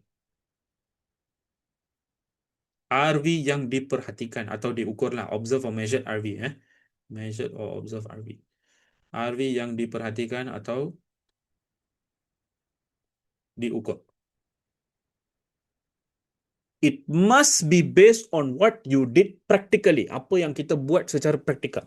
Bukan teori. Don't ever use theory for operational definition. Okay? Don't use theory for operational definition. Okay. So, apakah RV yang kita perhatikan di sini? Ataupun diukur? Did we observe or measure the RV here? Here is a measured RV lah. Kita ukur kan? What did we measure? What did we measure? The distance, right? Jarak kan? Jarak yang jarak mengufuk lah. The horizontal distance.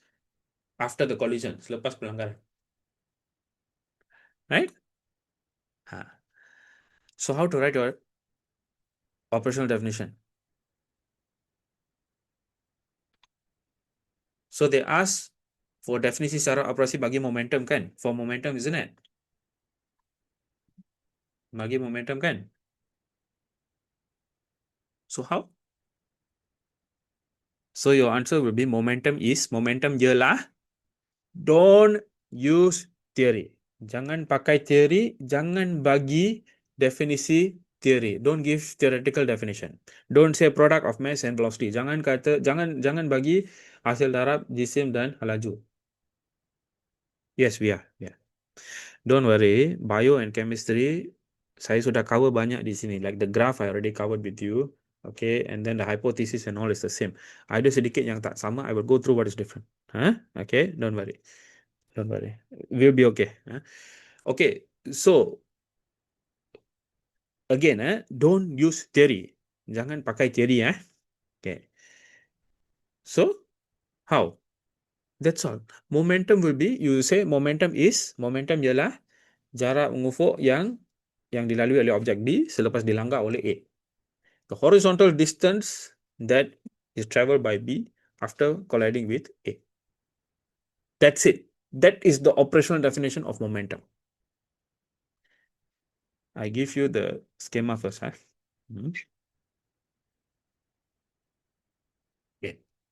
This is the schema. Okay. Again, tengok.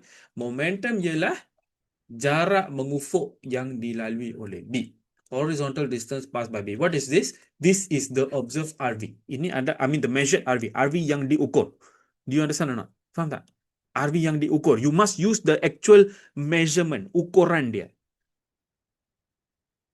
Selepas berlanggar dengan B. After berlanggar dengan A. After colliding with A. Faham tak format dia, class? Do you understand the format for operational definition? Okay. This is for physics, kimia dan bio tak sama, It's not the same, For physics, that's all you need. Settle. Understand? Physics paling senang. Physics is the easiest operational definition. Everybody clear? Jelas? So ini bukan cikgu cakap, Ini berdasarkan skema. And there are a few mark schemes that consistently give the operational definition like this lah. Kalau dia tiba-tiba tukar tahun ini ke apa, then I don't know what to say lah. But usually it's like this. Okay? So again, you can see berdasarkan eksperimen tabulate jadualkan. But at least here they gave you lah apa yang awak perlu jadualkan. They bagi kosong, but at least they give you the header. Okay, fine. Don't forget to add the unit lah. Itu saja. Okay. And then berdasarkan graph as usual. Lukis graph, draw graph. I told you, physics most likely will get graph. Ada kemungkinan besar physics akan dapat graph. Please be prepared to draw graph. So make sure you have long ruler with you. Pembaris panjang apabila awak masuk amali lah. Okay. You don't want to use the meter rule and draw, susah, So make sure you have a long ruler with you lah. Okay, nyatakan hubungan, state the relationship, standard question lah. And then interpolation, standard question. Nampak tak? Okay. Langkah berjaga-jaga, standard question. Alright. For jarak, what unit do you think? What will we measure with? Meter rule again. Pembaris meter kan? Centimeter. It will only move a few centimeters. Okay. Hubungan di antara ikut, kalau soalan hubungan di antara, which one? For this one, Ini berdasarkan graf lah, based on your graph. It's literally based on your graph. Bertambah secara linear, linearly increasing width, ataupun kalau garis lurus lah, straight line, either linearly increasing width, or you can use berkadar terus, directly proportional kalau dia melalui asalan, if it passes through the origin. Okay? Yeah. Here both RV and LV associate. Parallax error here. Let me see skema terima ke tak. Can. Whenever you are getting reading of a scale, bacaan daripada skala macam pembaris like a ruler, can, or thermometer, can. Parallax error is accepted here, diterima. Okay, when you don't know what to say, you can use parallax error lah, class. Asalkan awak ambil bacaan skala. Greater can. You can use greater, no problem. Okay? Faham, class? And everybody clear on all the formats? That's why cikgu bagi tahu awak, focus on the technique. Focus on the technique. Asalkan awak tahu teknik, apa yang keluar pun tak apa, you can use the technique. Okay. So these are all the different techniques for physics lah, class. I think we have already covered everything. Operational definition sudah. We've also done the inference. Okay. Now look at the SBP, class. Tengok soalan SBP. This is electric. This is your nightmare lah. Kalau dia keluar, just be careful. Make sure everything is connected properly. Semua dihubungkan dengan ketat lah, tight connection. Make sure it's actually proper contact. Kalau tak, awak takkan dapat apa-apa bacaan. You won't get any reading. Okay, so cikgu bagi ada satu eksperimen ni, you can try.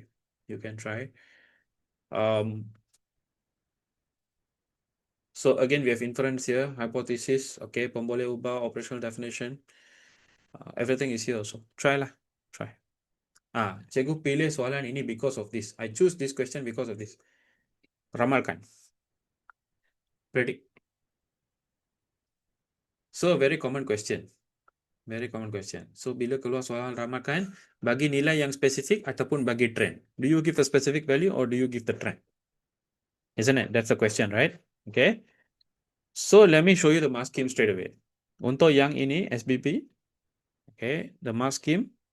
If you can give a specific value, if it's clear, bagilah. Tapi kalau tak boleh, bagi trend. You can give the trend. So let me show you the answer here. Jawapan di sini ialah trend, berkurang. just give the trend. Bagi trend. There's very specific cases where you give the value. Ada case yang sangat spesifik di mana kita bagi nilai dia lah. It's just a trend. But this one is gradient lah, not a specific value. So of course gradient you have to give trend lah. Takkan awak bagi nilai gradient yang baru. So trend generally is accepted lah, class. That's all I can say. Okay. So again, try. Right? Okay. Physics done. Right? Next we move on to chemistry class. We're going to take a 2-minute break here. You need to pergi tandas ke, nak pergi minum air ke, go. Go to Melaka, Kimia Melaka. Take out your chemistry Melaka. Okay? Chemistry Melaka. Those of you who want to join my class, siapa nak join class cikgu, this is the schedule. So Form 5 ada kelas biasa. This one I'm teaching the syllabus. Physics sekarang cikgu buat, still doing chapter 3. Tapi cikgu ada bagi kelas percuma. I always give free class to my student every month. Cikgu akan bagi topik. And then chemistry we are doing, kimia kita sedang buat 3.2 and 2.3 simultaneously. Cikgu takkan rush. I will never rush the syllabus. But as I said, cikgu kan selalu bagi kelas tambahan percuma. I always give free lessons to my students for topics to catch up lah. And then bio sekarang kita sudah buat, I've already finished 11, 12, 13. 11, 12, 13 cikgu sudah habis. Cikgu buat balik 8 sekarang. I'm doing back 8 now. That's the order that I teach, supaya pelajar saya bersedia untuk trials lah. So my students all already learn 11, 12, 13 properly. So sekarang cikgu ajar balik 8, 9, 10. That's what I'm doing now. That's for the Form 5 class lah. So exam real, cikgu akan fokus soalan. We are doing 20-25 questions now. Lepas percubaan awak sudah bermula, after your trial start, I will start using 2026 already. Sebaik saja dia sudah kita sudah ada access, as soon as we have the access to the 2026 papers, we are going to start doing. Kita akan buat negeri-negeri yang berlainan. Okay, so I will teach you. Cikgu akan ajar teknik menjawab lah, okay, answering technique, then I will teach you kata kunci and all that lah, everything dalam exam drill. Okay, then cikgu akan ajar teori kalau perlukan. Sometimes you need a revision because terlalu lama tak buat topik. I will teach also. Awak perlu tanya saja. All you need to do is ask. So that is exam drill class. Dia 1 jam saja. It's only 1 hour every day. If you can, you should join. Memang dia akan sangat membantu awak. It will help a lot to boost your exam confidence. Okay, so ini kelas cikgu. You want to join? Please join. If you join now, you will get all the recordings for the month. Untuk bulan Jun, semua rakaman awak akan dapat. So it's not a waste lah. It's not a waste. You can join also. If you want to join now, boleh juga. You can just watch the recordings of the previous classes. All right? Okay, then for your class, the most important thing actually, the most useful thing lah, I will say, yang paling berguna is FlexiStudy. Okay, is FlexiStudy. Now, apa itu FlexiStudy? FlexiStudy, cikgu sudah kumpulkan semua kelas cikgu. Okay, I've already collected all my lessons. And cikgu sudah susun untuk awak. So, how it works is, awak bayar access. Awak bayar untuk access. You pay for access. The cheapest is RM25. Okay, it's very cheap, tapi awak dapat akses kepada seluruh syllabus. So especially now when you're going for trials, right? Katakan awak nak belajar bab awal, suddenly you forgot your chapter 1 or your chapter 2 or your form 4 ataupun tingkatan 4 kan. Okay, suddenly you forgot your form 4. So you want to learn back the topic. Awak nak belajar balik topik dia. So that's when FlexiStudy comes in lah. Okay, that's when FlexiStudy comes in. So let me show you.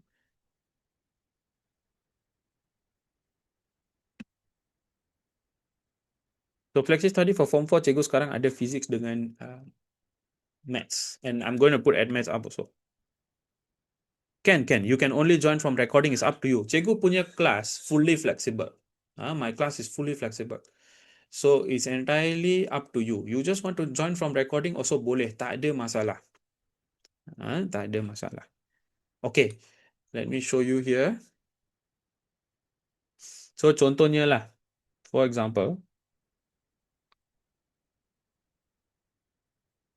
Okay. So this is flexi study for Form 4. Form 4 Physics. Physics tingkatan 4. Look at what you get, Tengok apa yang awak dapat, right? So you will have access to all the topics, semua, from chapter 1 until chapter 6. Everything, all the topics, all the subtopics.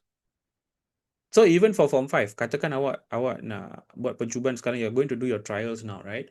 So let's say Form 5, you haven't finished chapter 6, chapter 7. Ada juga. I have the same thing for Form 5. That is separate. Form 4, Form 5 separate lah. So let's say you want to study back gravity, kegravitian awak sudah lupa. Then you can choose whatever you want. Let's say awak nak study hukum Kepler, you want to study Kepler's law again, you press Kepler's law. Okay, apa yang awak dapat ialah nota. You will get the notes, Kepler's law notes here. Nota cikgu, my notes. And then you can watch the video and fill it up. Dan awak boleh belajar lah. Awak boleh belajar semula.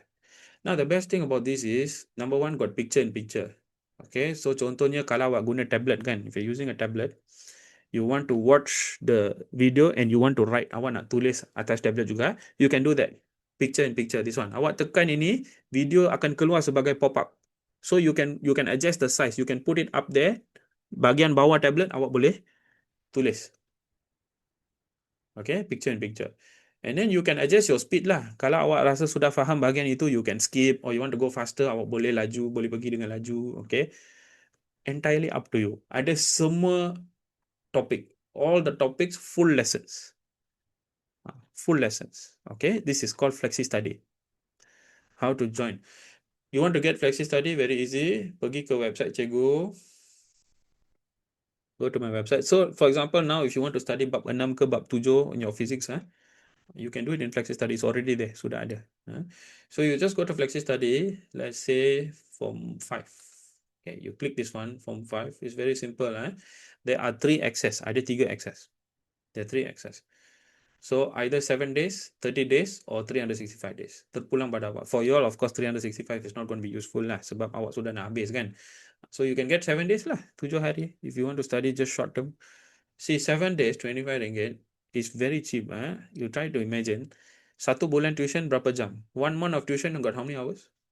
Let's say lah, standard, my class, 1.5 hours. 1 jam setengah kan? 1 bulan 6 jam, betul tak? 4 classes. 4 kelas, 6 jam. So 6 hours for my classes, you will pay 70.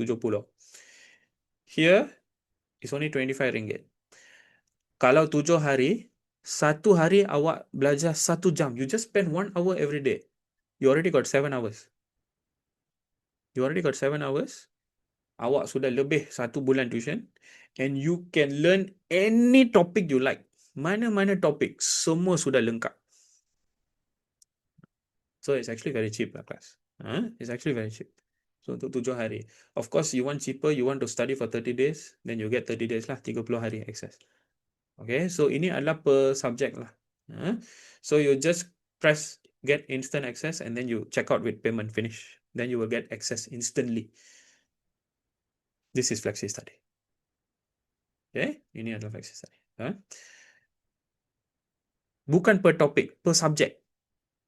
That means physics form 4. Contohnya physics form 4, 25 ringgit, you pay 25 ringgit, you will get access to all the physics form 4 topic. Semua topik. Everything.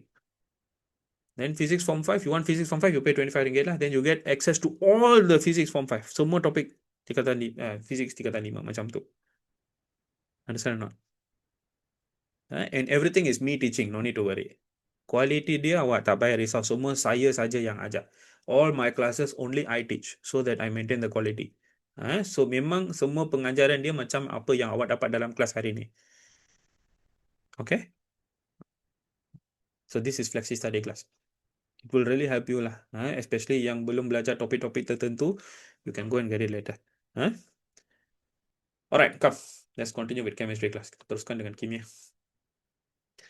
Okay, so untuk kimia, for your chemistry, okay, a lot of the things are the same, sama seperti physics. Cikgu akan cover apa yang tak sama. I'm only going to cover what is not the same lah. Okay, no point cikgu buat semua yang kita sudah buat tadi. So first of all, class, chemistry and bio, you won't get inference. Tak ada inference seperti physics. Not you won't get inference, you won't get inference like physics. Untuk kimia dan bio, inference ialah terangkan kenapa pemerhatian macam itu. For your chemistry and your bio, the inference is explain why the observation is like that. Normally they will ask you the inference for the observation. Inference untuk pemerhatian. Do you understand? Contohnya, uh, the solution change from colorless to blue. Larutan berubah warna dari hitam warna kepada biru. Itu pemerhatian. That's the observation. So, apakah inference dia? What's the inference? So, inference is because ion cuprum 2 terbentuk. Copper 2 ions are formed. Contohnya lah. Contohnya. So, kita terangkan kenapa pemerhatian macam itu. We are explaining why the observation is like that. That is inference for chemistry and bio. Faham? Understand? The inference that we learned just now is only for physics. Hanya untuk physics. Boleh? Can I? Okay. So, look at this. Once again, class. Sekali lagi, I just want to show you. Tengok soal. Okay, let's look at the question first. Let's look at the question. Sorry, let's look at the question first. So, anda dikehendaki menjalankan eksperimen untuk mengkaji, to study substance that can be used to coagulate fresh milk. Bahan yang digunakan untuk menggumpalkan susu segar. Can you recall what topic is this? Apa topik ini?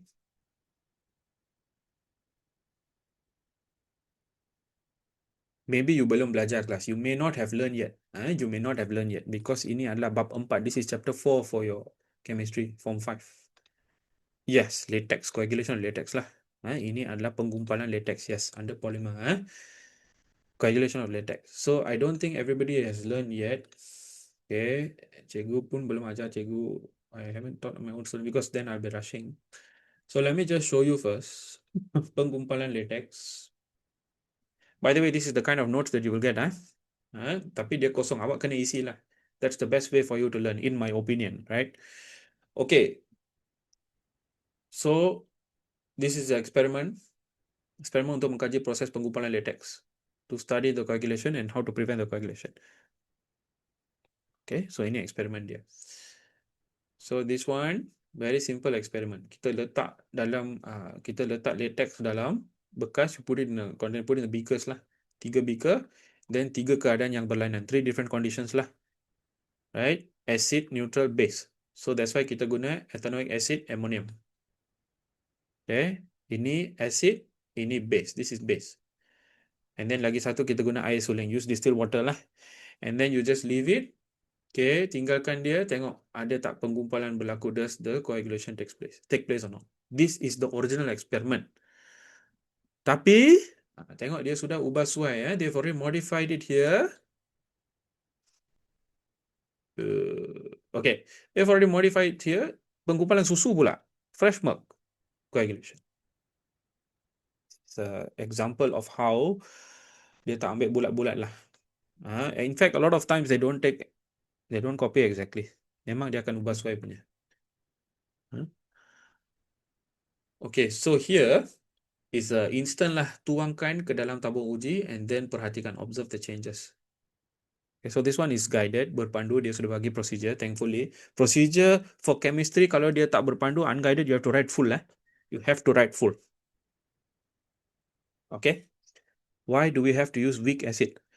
If you're using for latex, if you use strong acid will damage the latex. Acid kuat akan merosakkan latex. That's why we have to use weak acid. Okay, weak acid, weak alkali, same logic. Same reason. Sebab dia sama. So that we don't damage the latex. Okay, so di sini bina satu jadual. This is what I mean. Don't expect to get a ready table. Awak kena bina sendiri. You have to do it yourself. So, apa yang kita perlu sertakan di sini? What should we include in this table? So, again, go back to the procedure lah. Remember what I told you. MB dan RV mesti ada. MB and RV must be there. But also, everything else that we collected.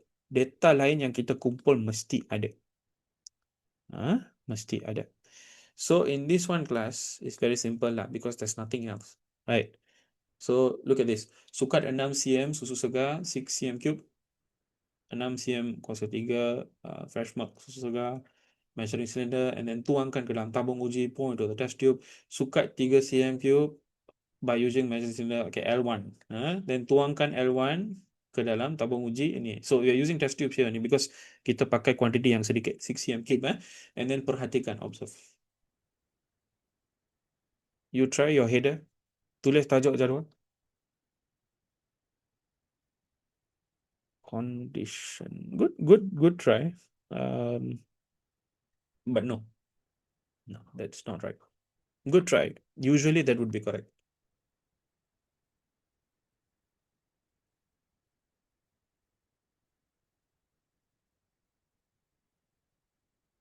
These are the things, So dia bagi bahan L1. They don't tell you what it is lah. Dia tak bagi tahu apa dia. Okay, L1, L2. That's all.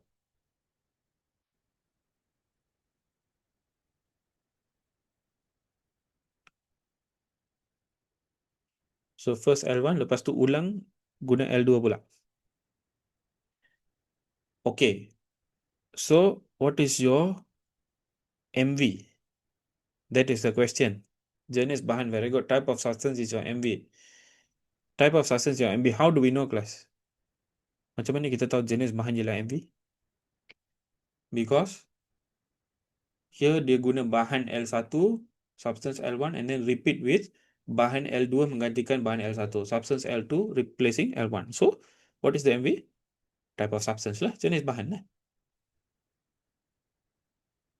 Okay? Faham pH cannot. pH cannot.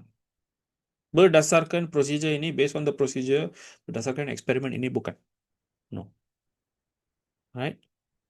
Because they just said untuk mengkaji bahan. Can you see this is another clue here? Mengkaji bahan, substance that will coagulate the milk. So, jenis bahan. Faham tak? They didn't say substance with different pH. Bahan dengan pH yang berlainan. Then it will be pH. Understand the difference? Okay, then RV? MV, bahan, jenis bahan, type of material. RV? Penggumpalan. Right? Coagulation, isn't it? So there is one answer here, condition. Good. That's a good answer. But here is very specific. So condition, if I am marking, kalau saya tanda, cikgu akan terima. I will accept lah. It's a good answer. But here is very specific. Here is coagulation of fresh milk. Penggumpalan susu segar. Okay. Yeah, as I said, condition is a good answer. Very good. It's a good answer, but no. Here is coagulation. So if you go to the original experiment class, kalau kita pergi ke experiment original dia, the table is just beaker and observation. It's just beaker and observation. So, yeah, don't. That's why I say dia sudah ubah suaikan. They already modified. You have to follow the experiment. And unfortunately, it is relative. I mean, it is subjective lah. It's subjective. So that's why cikgu kata kalau keadaan, if I am marking, definitely I will give you the marks. But whether you will be awarded the marks or not in the actual exam, I don't know lah. I don't know. The process of obtaining lactose-free milk. Lactose-free milk, we use no, it's not the same. That one we use lactase. That one we use lactase to break down all the lactose. This one is a bit different. It won't coagulate the one.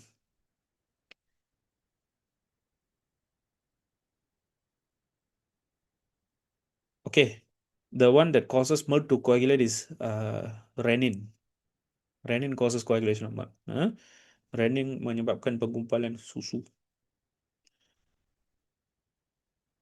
Okay, let me show you the table here, jadual dalam skema. Just like that. Jenis bahan, type of substance, L1, L2, and then penggumpalan, coagulation.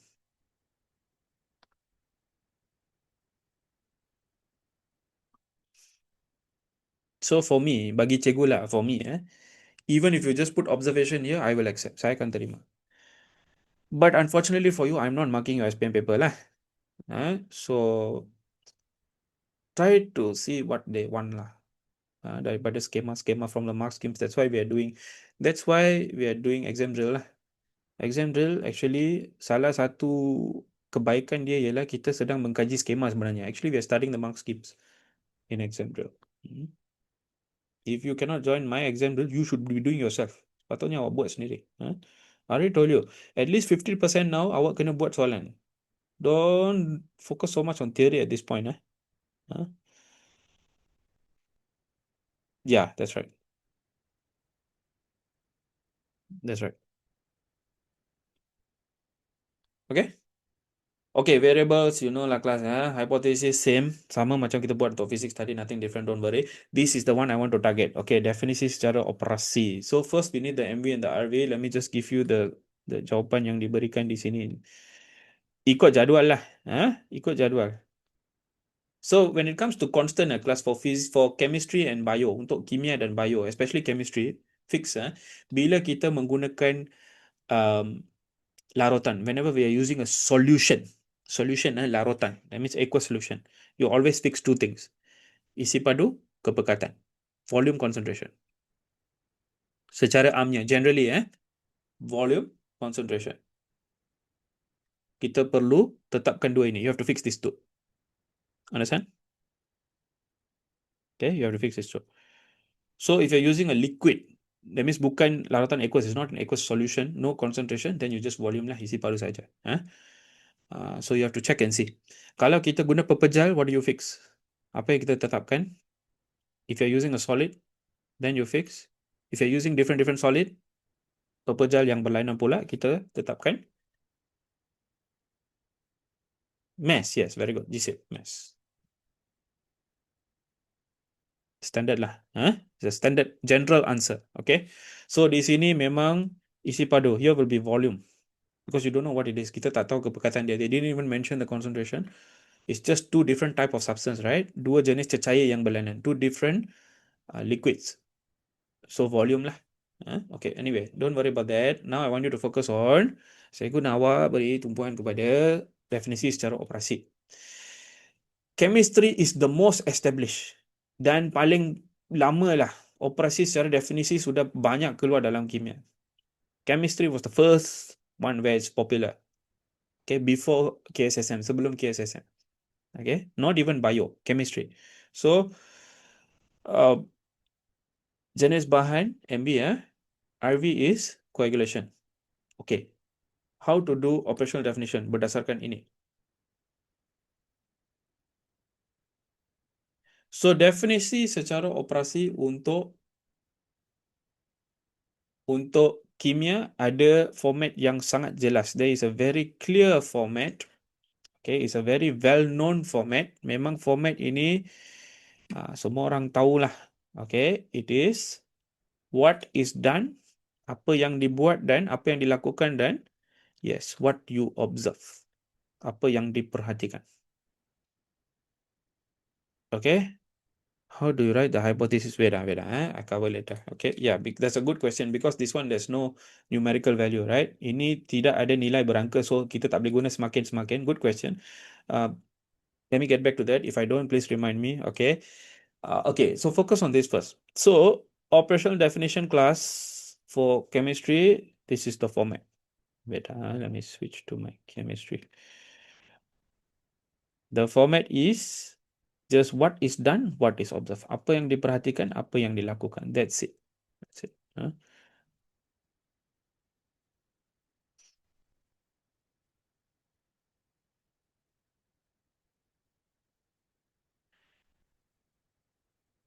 Wait, class, sorry.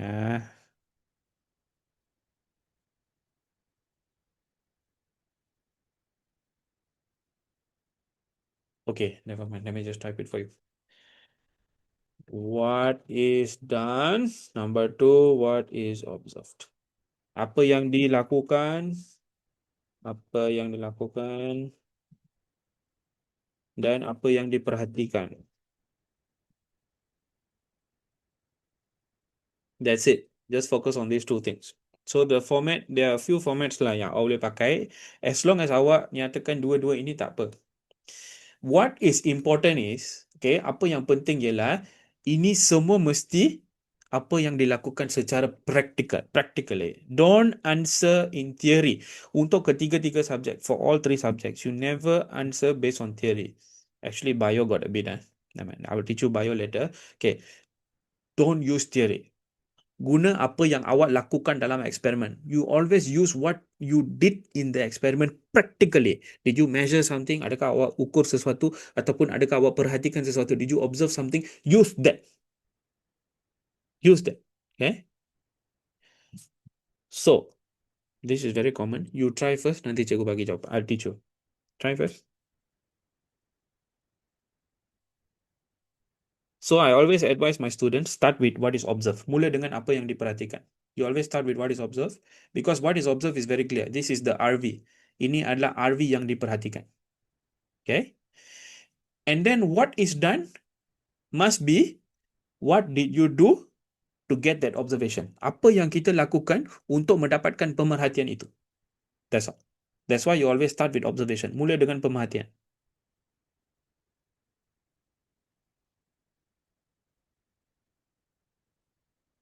The fix will be the volume. Volume of L1, L2 and L2. Isi padu L1 dan L2.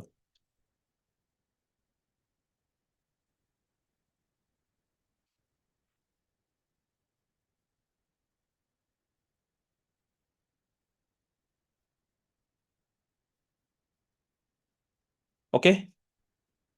So, as I said, we start with, kita mula dengan what we observe. What we observe is coagulation, right? Penggumpalan kan?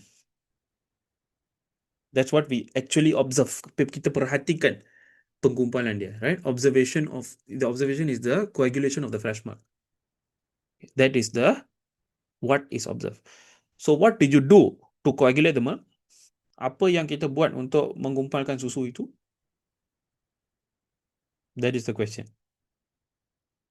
So here it depends lah, L1 ke L2. Only one of it will cause. So let's say L1. Let's say there, according to the table here, L1 yang menggumpalkan susu coagulated. So L1. Okay. What did you do to calculate the milk? Don't overthink it, class. Senang saja. Senang saja. Cuba fikir apa yang kita lakukan untuk mendapat pemerhatian ini. So, that means apa yang kita lakukan untuk menggumpalkan susu. To coagulate the milk. Yes, very good. Pour the substance L1 into the test tube. Very good. Very good. That's all. That's all. Okay? No. Don't give general answer. Don't give general answer. You must be specific. That's all. Again, apa yang kita perhatikan, what we observe, you start here. Awak mesti sentiasa menggunakan RV. Always use your RV. That is practical, the practical RV. Okay, RV practical, which is penggumpalan susu segar, coagulation of the fresh milk. Right? Okay. It's literally what you see. Apa yang kita nampak. Okay. What did you do to cause the coagulation? Apa yang kita buat untuk menyebabkan penggumpalan? Kita tambahkan L1 ke dalam kepada susu segar. You add L1 to fresh milk. Then it coagulates, correct? That's it. That's it. Faham? Faham? So the format that I normally ask my students to use is when, apabila, apa yang dilakukan, what is done. So when L1 is added to fresh milk, apabila L1 ditambahkan kepada L1 ditambahkan kepada susu segar, koma, apa yang diperhatikan, what is observed. Finish. Simple as that. Koma, penggumpalan susu berlaku, susu segar berlaku. Coagulation of fresh milk occurs. Or fresh milk coagulates. Susu segar menggumpal. Finish.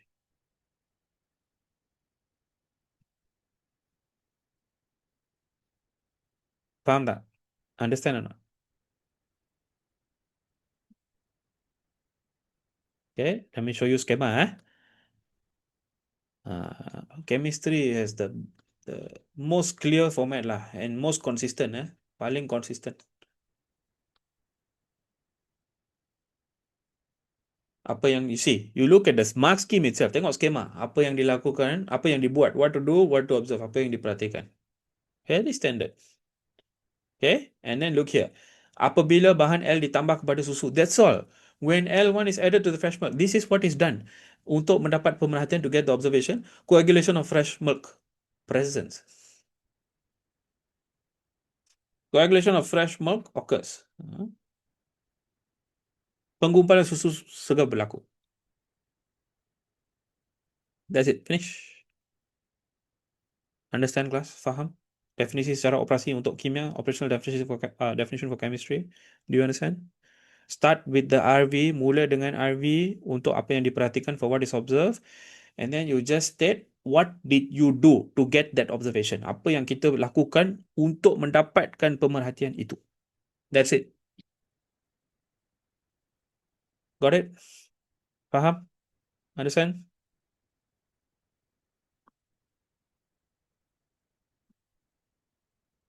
Okay, good. Okay, good question just now. Hypothesis, how to write. Macam mana kita tulis hypothesis? Now, whenever you don't have numerical value, bila kita tak ada nilai berangka, contohnya jenis bahan, there's no numerical value. Tak ada yang semakin bertambah ke berkurang, there's no increase, decrease here, right? Then you have to write your conclusion as your hypothesis. Tulis kesimpulan sebagai hypothesis. Okay? Which will be what? Which will be what? So, this one you have to do based on your experiment. Unfortunately, awak kena habiskan dulu because you don't know what it is, right? Kita tak tahu apa bahan itu. After you do the experiment, you write your conclusion lah. What is the conclusion? L1 menggumpalkan susu segar manakala L2 tidak menggumpalkan susu segar. L1 coagulates the fresh milk whereas L2 doesn't coagulate the fresh milk. That's the conclusion, right? Itulah hypothesis.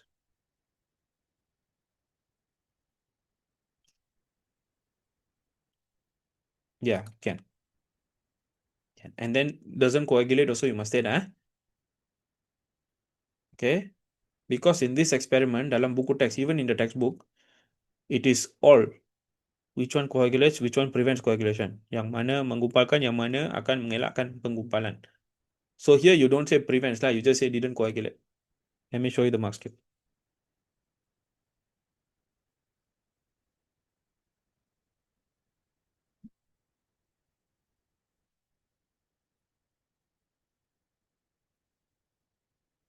For your hypothesis, cannot.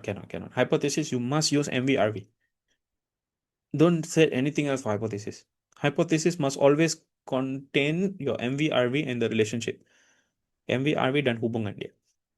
What does the MV do to the RV basically? Apa yang MV melakukan kepada RV? That is your hypothesis. Huh?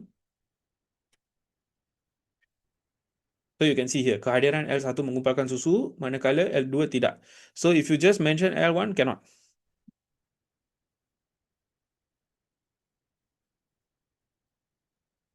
You won't get full marks lah. Huh?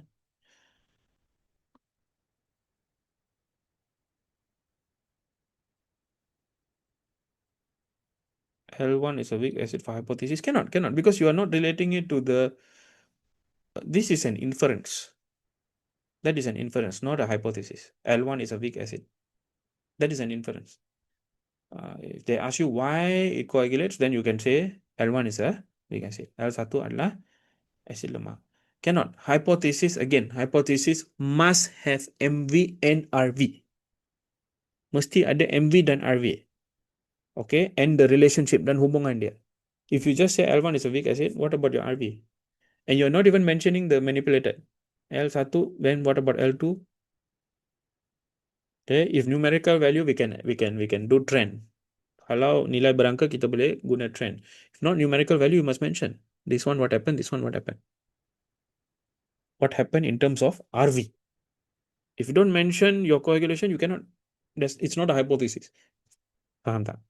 Mesti ada RV. Must have RV in your hypothesis.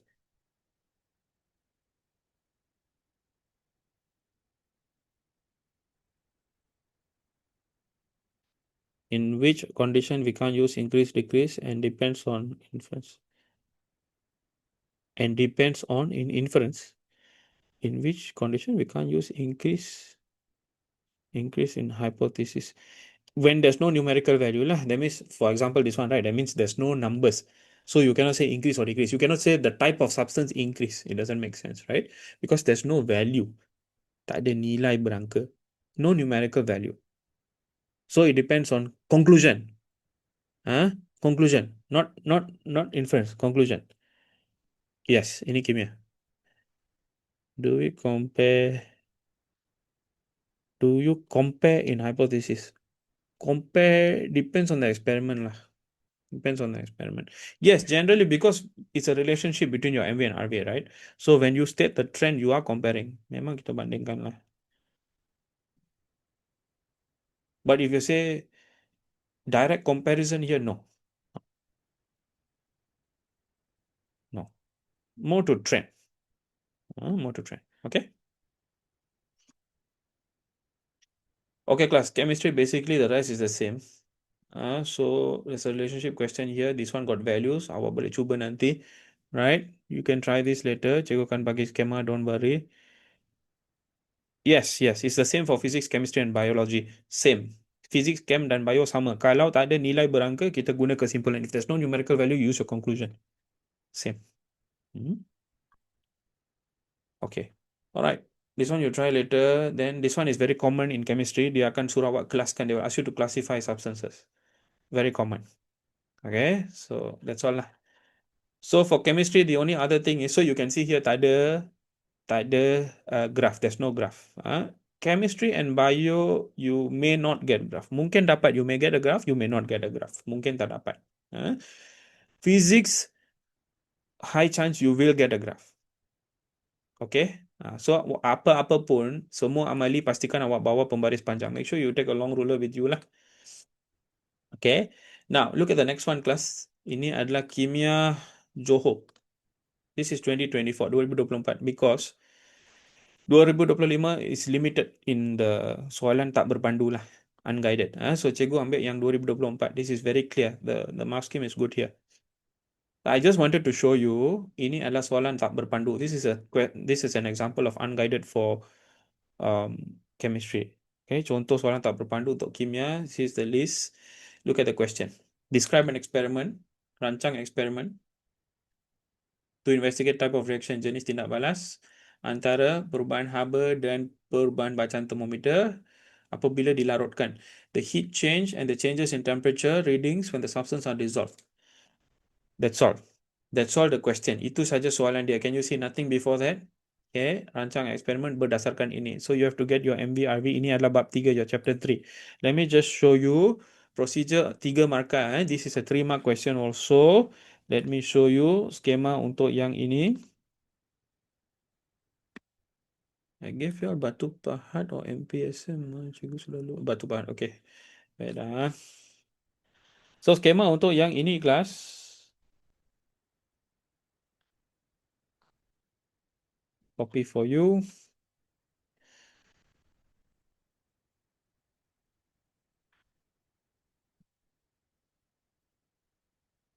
Full procedure.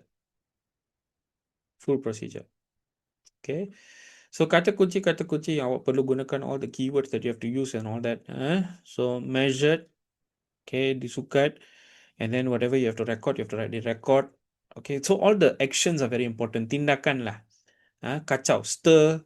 Okay. Stir whenever you stir or whenever you are covering, tutup. Okay. All the actions are very important. And then repeat, ulang. Measure and record. Ukur dan record. Standard lah. Standard. So you can go through this later class. Please, sila pastikan awak buat nanti. Okay. Those who are watching from YouTube, all the links will be in the description. Semua nota dia, soalan dia dan skema dia. Okay. Okay. Again, bina jadual. Okay. Yes, it does. Usually it does one. At least, not at least lah. Normally got one. Satu soalan kebat mungkin ada. There might be one kebat. But it won't be more than that.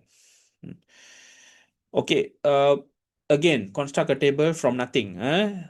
From nothing. So awak kena tahu lah. Later you can check. Don't worry. I will give you. Cikgu akan bagi skema. Later you go and check.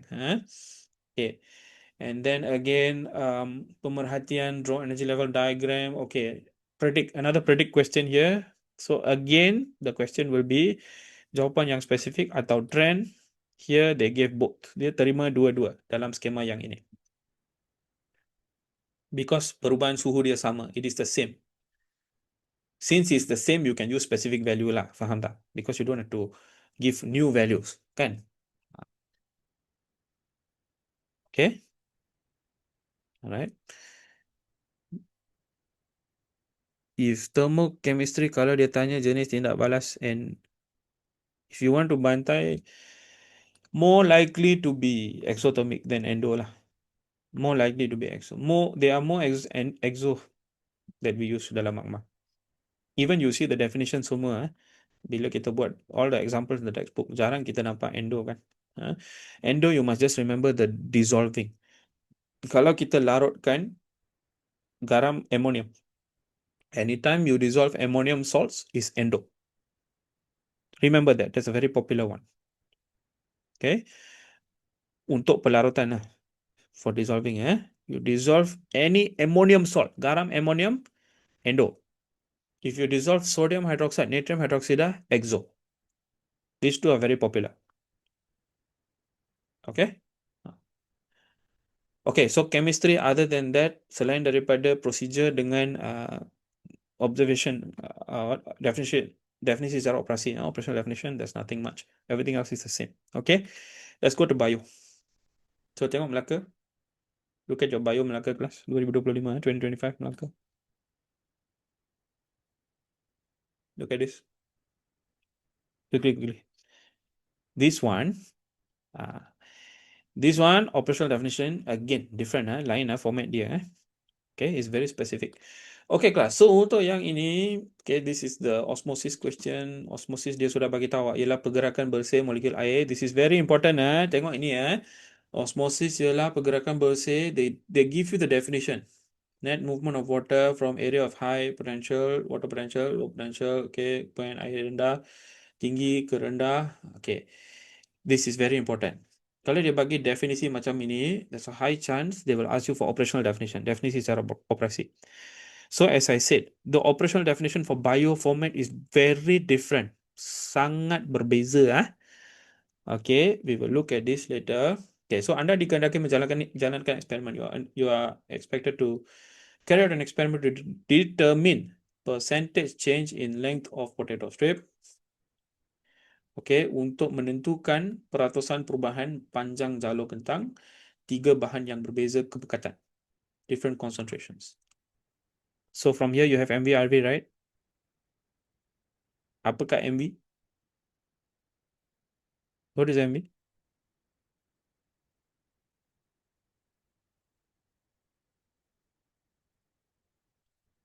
Yes, they already say different, isn't it? Dia sudah kata yang berbeza kan? Apa yang berbeza? The concentrations, kepekatan, kepekatan yang berbeza, different concentrations, right? Okay. So this is your MV lah. Apa RV? What is RV?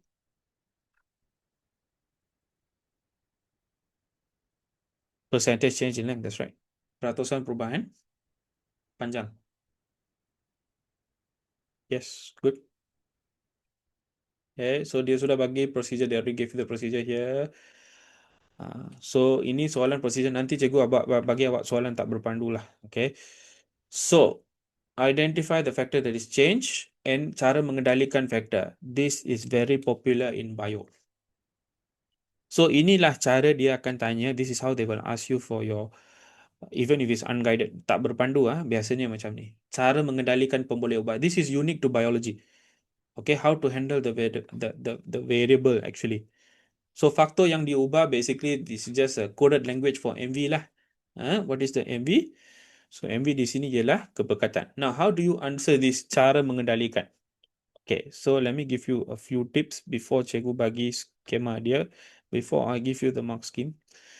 So for MV, kita kena guna istilah yang specific. You have to use very specific terms.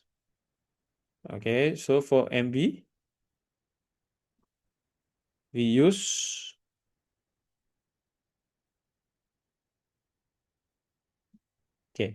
kita guna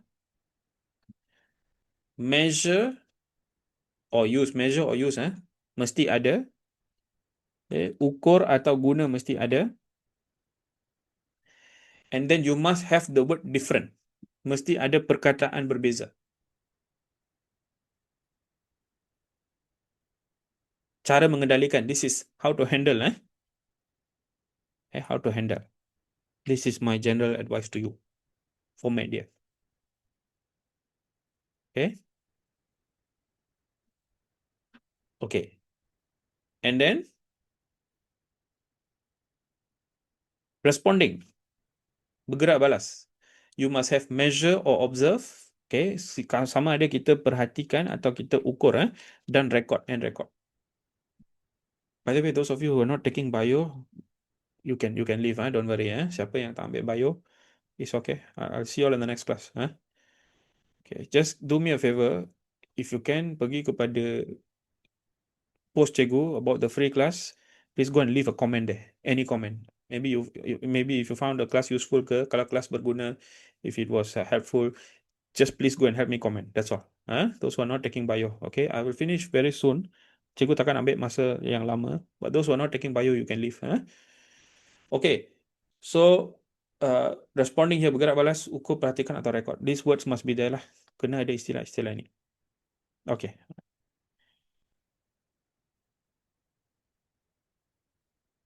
Okay, for fixed variable, you must have fixed and same. Tetapkan dan sama.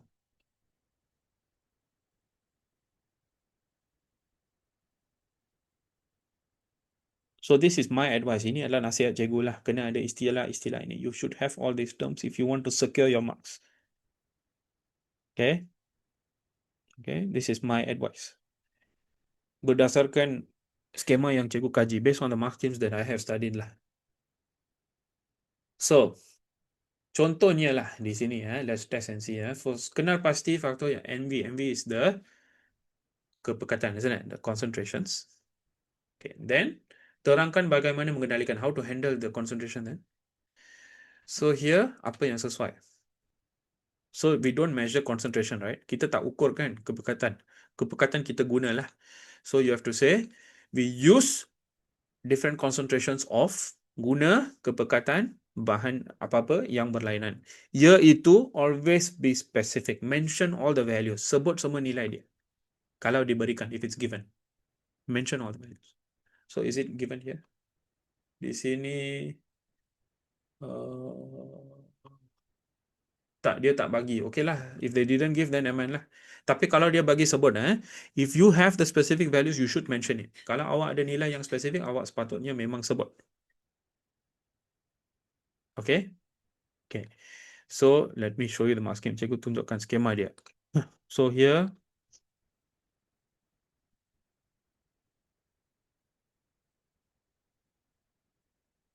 faktor yang diubah. Faktor yang diubah, factor that is changes, itu kepekatan concentration. Okay, cara mengendalikan. Method of handling. Look at this. Guna, can you see? Guna. And then, kepekatan bahan yang berlainan. Different. That's why I say, nampak tak dia gariskan? That's why cikgu bagi ini. Mesti ada ini.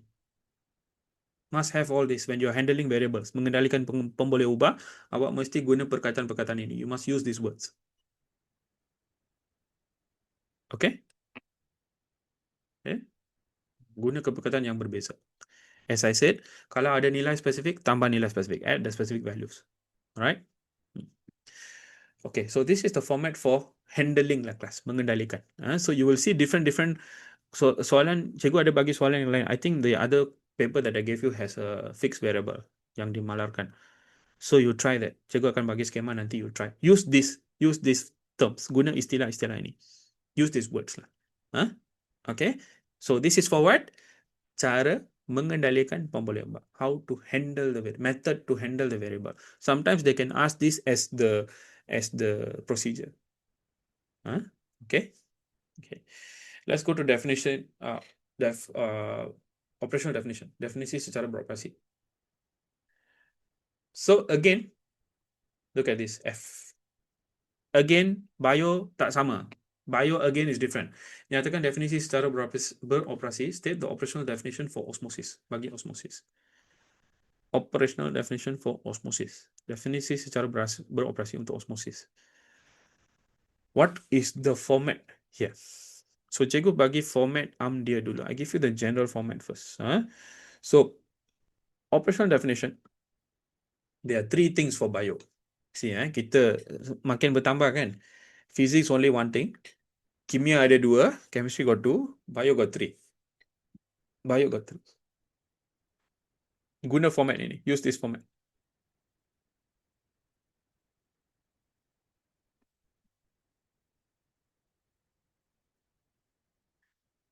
So number one, you must give the definition. That means di sini kita memang guna definisi.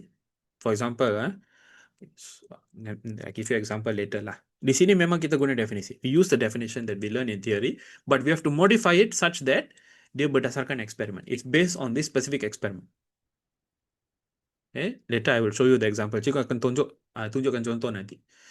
And then you must say which is shown by, yang ditunjukkan oleh the RV that is observed. RV yang diperhatikan. Okay? Which is shown by RV that is observed. And then kena tambah lagi satu ayat, one more sentence. The RV either depends on or is affected by. Sama ada bergantung kepada atau dipengaruhi oleh, then you state the MV. Sometimes mark scheme they won't repeat the RV again. That means dia akan teruskan satu ayat, one sentence which is shown by the RV, yang ditunjukkan oleh RV. Okay.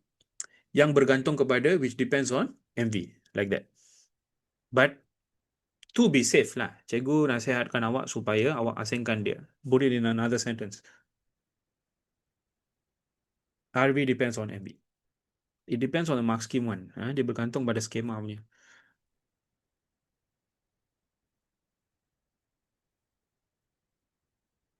Sudah salin kelas? This is the format. Untuk definisi secara operasi, untuk biology sahaja. Operational definition for bio only.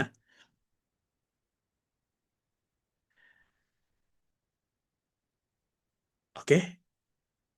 Okay? Let's try. So, nyatakan definisi secara beroperasi untuk osmosis. Operational definition for osmosis. Remember, I told you just now, dia sudah bagi definisi di sini. They are very kind. They already gave you the definition here. So, kita kena pakai. You have to use. But this is the general definition. Ini adalah definisi bukan spesifik kepada eksperimen ini. Not specific to this experiment, isn't it? This is general, right? Okay. So, apakah definisi yang spesifik kepada eksperimen ini? So, osmosis ialah pergerakan bersih molekul air. Osmosis is the net movement of water. So, here what is happening?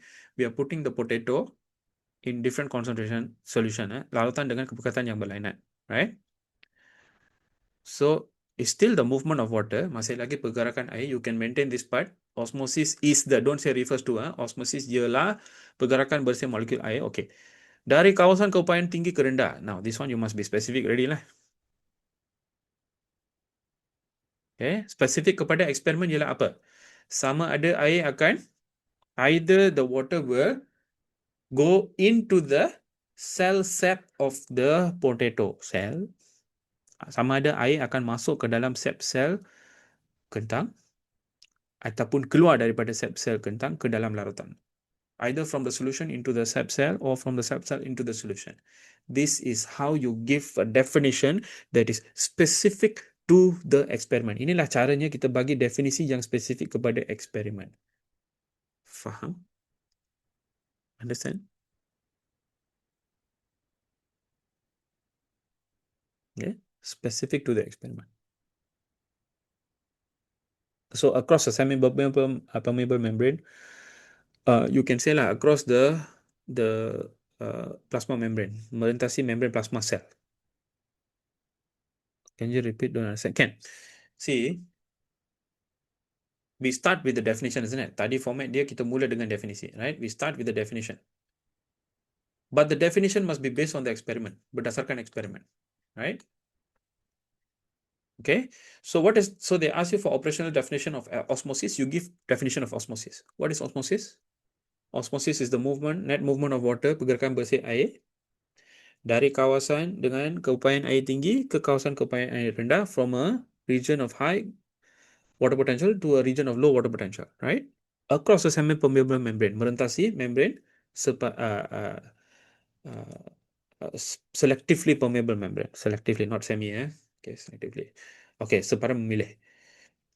Right? That is the actual definition, correct or not? The actual definition of osmosis berdasarkan buku teks kita, based on our textbook.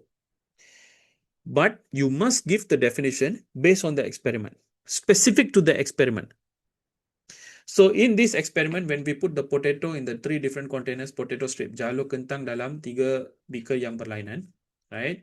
In the 3 different solution, where is the water moving? Yes, it is still osmosis still happens, which is the net movement of water. Osmosis di sini ialah pergerakan bersih air. Yes. From where to where? So it depends on the concentration, isn't it? Dia bergantung kepada kebekasan, betul tak?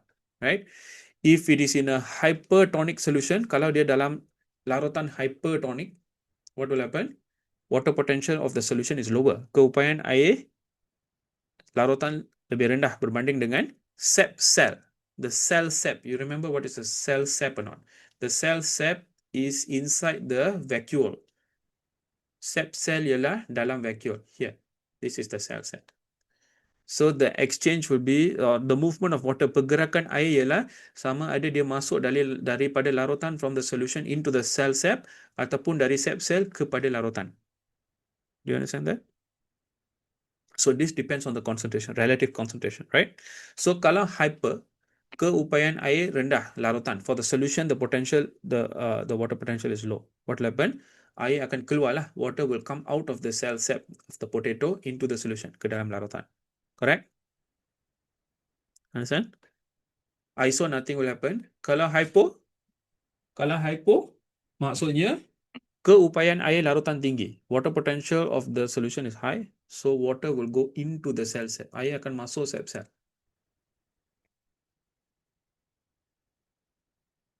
Understand or not? So when we give the definition specific to the experiment, you have to say either the water will go out or go in to the cell cell. Go out from the cell cell or go into the cell cell. Masuk atau keluar daripada sap cell. That is specific to the experiment. The general one is what? From a region of high water potential to a region of low water potential. Dari ke kawasan keupayaan air tinggi ke kawasan keupayaan air rendah. Understand?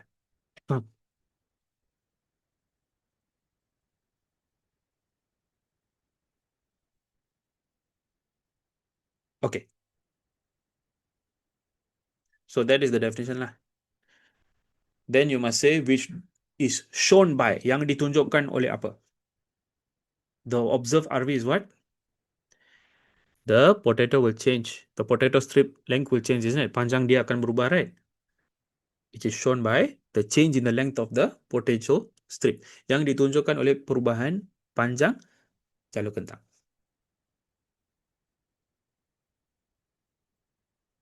Got it?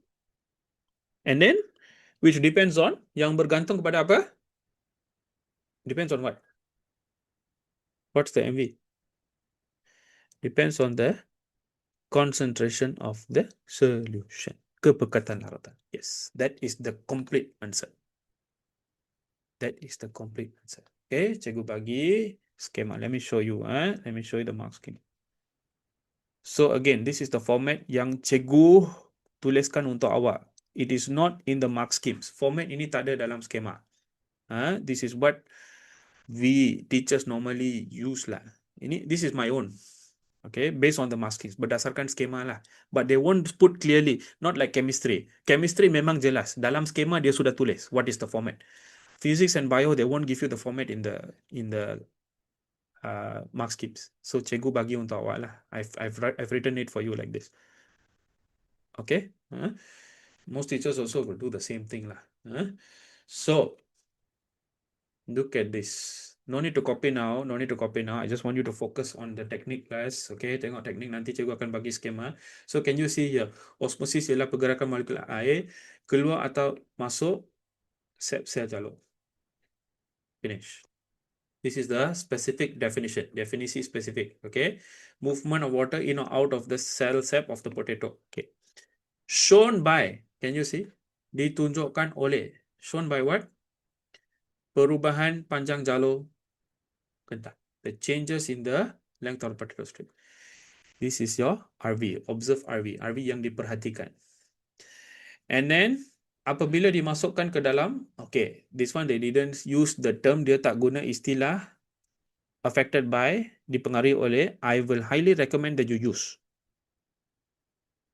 Ataupun bergantung pada lah. Okay. Don't say apabila. Apabila. Okay. So, kepekatan yang berbeza, I will say, contoh saya ialah, which depends on different considerations of the solution. Yang bergantung kepada kepekatan lautan yang berbeza.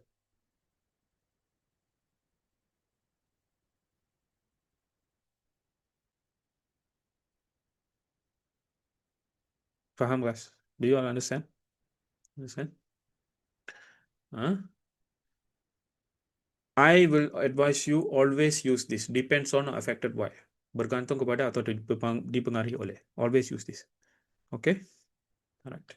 So this is the operational definition for bio. Inilah definisi secara operasi untuk bio. Okay, class. Okay. So again, there's a predict question. There's a predict question. So again, the answer is general. Again, the answer is general. So bagi jawapan general lah, bagi trend meningkat, bertambah, increases. So these are the major techniques lah, class, yang awak kena tahu untuk peperiksaan nanti. Okay.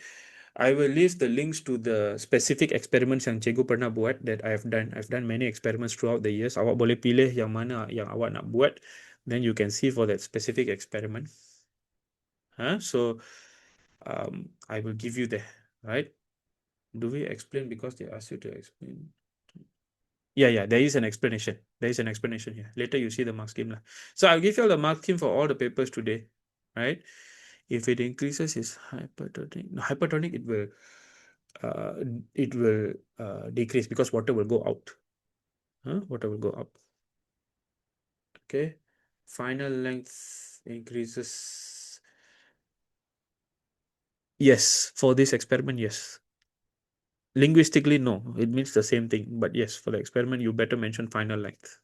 You better mention final length because you want to differentiate from initial length. Although the length increases is correct lah. Okay. So again, I will give you all the masking for this. You akan bagi semua skema untuk ini. I'll put it back in the same folder. Link yang sama. You just go and watch there. I will give you all the links for the specific experiments. Pergi tonton, you go and watch. Okay. So those of you who want to join the FlexiStudy, you already know how. Just go to the website. Siapa yang nak join kelas cikgu, you also know how. It's also on the website. Ataupun boleh WhatsApp cikgu lah. All right. I just ask you for one favor, class. You all please go to that the free post, the announcement of the free class, and then you please leave some comments lah, whatever it is. Okay. Berguna ke, tak berguna ke, you feel it's absolutely useless, you can go and comment there, no problem. Okay. Just some feedback. Okay. Apa yang cikgu boleh buat, what I can do to help you some more. Okay. Anything you want to do next, boleh pergi komen lah. You can use all the socials, YouTube, of course, Insta, and TikTok, whatever it is lah. I just want to ask you a favor to go and just comment there. Okay. All right, guys. All the best for your exams. Okay. All the best.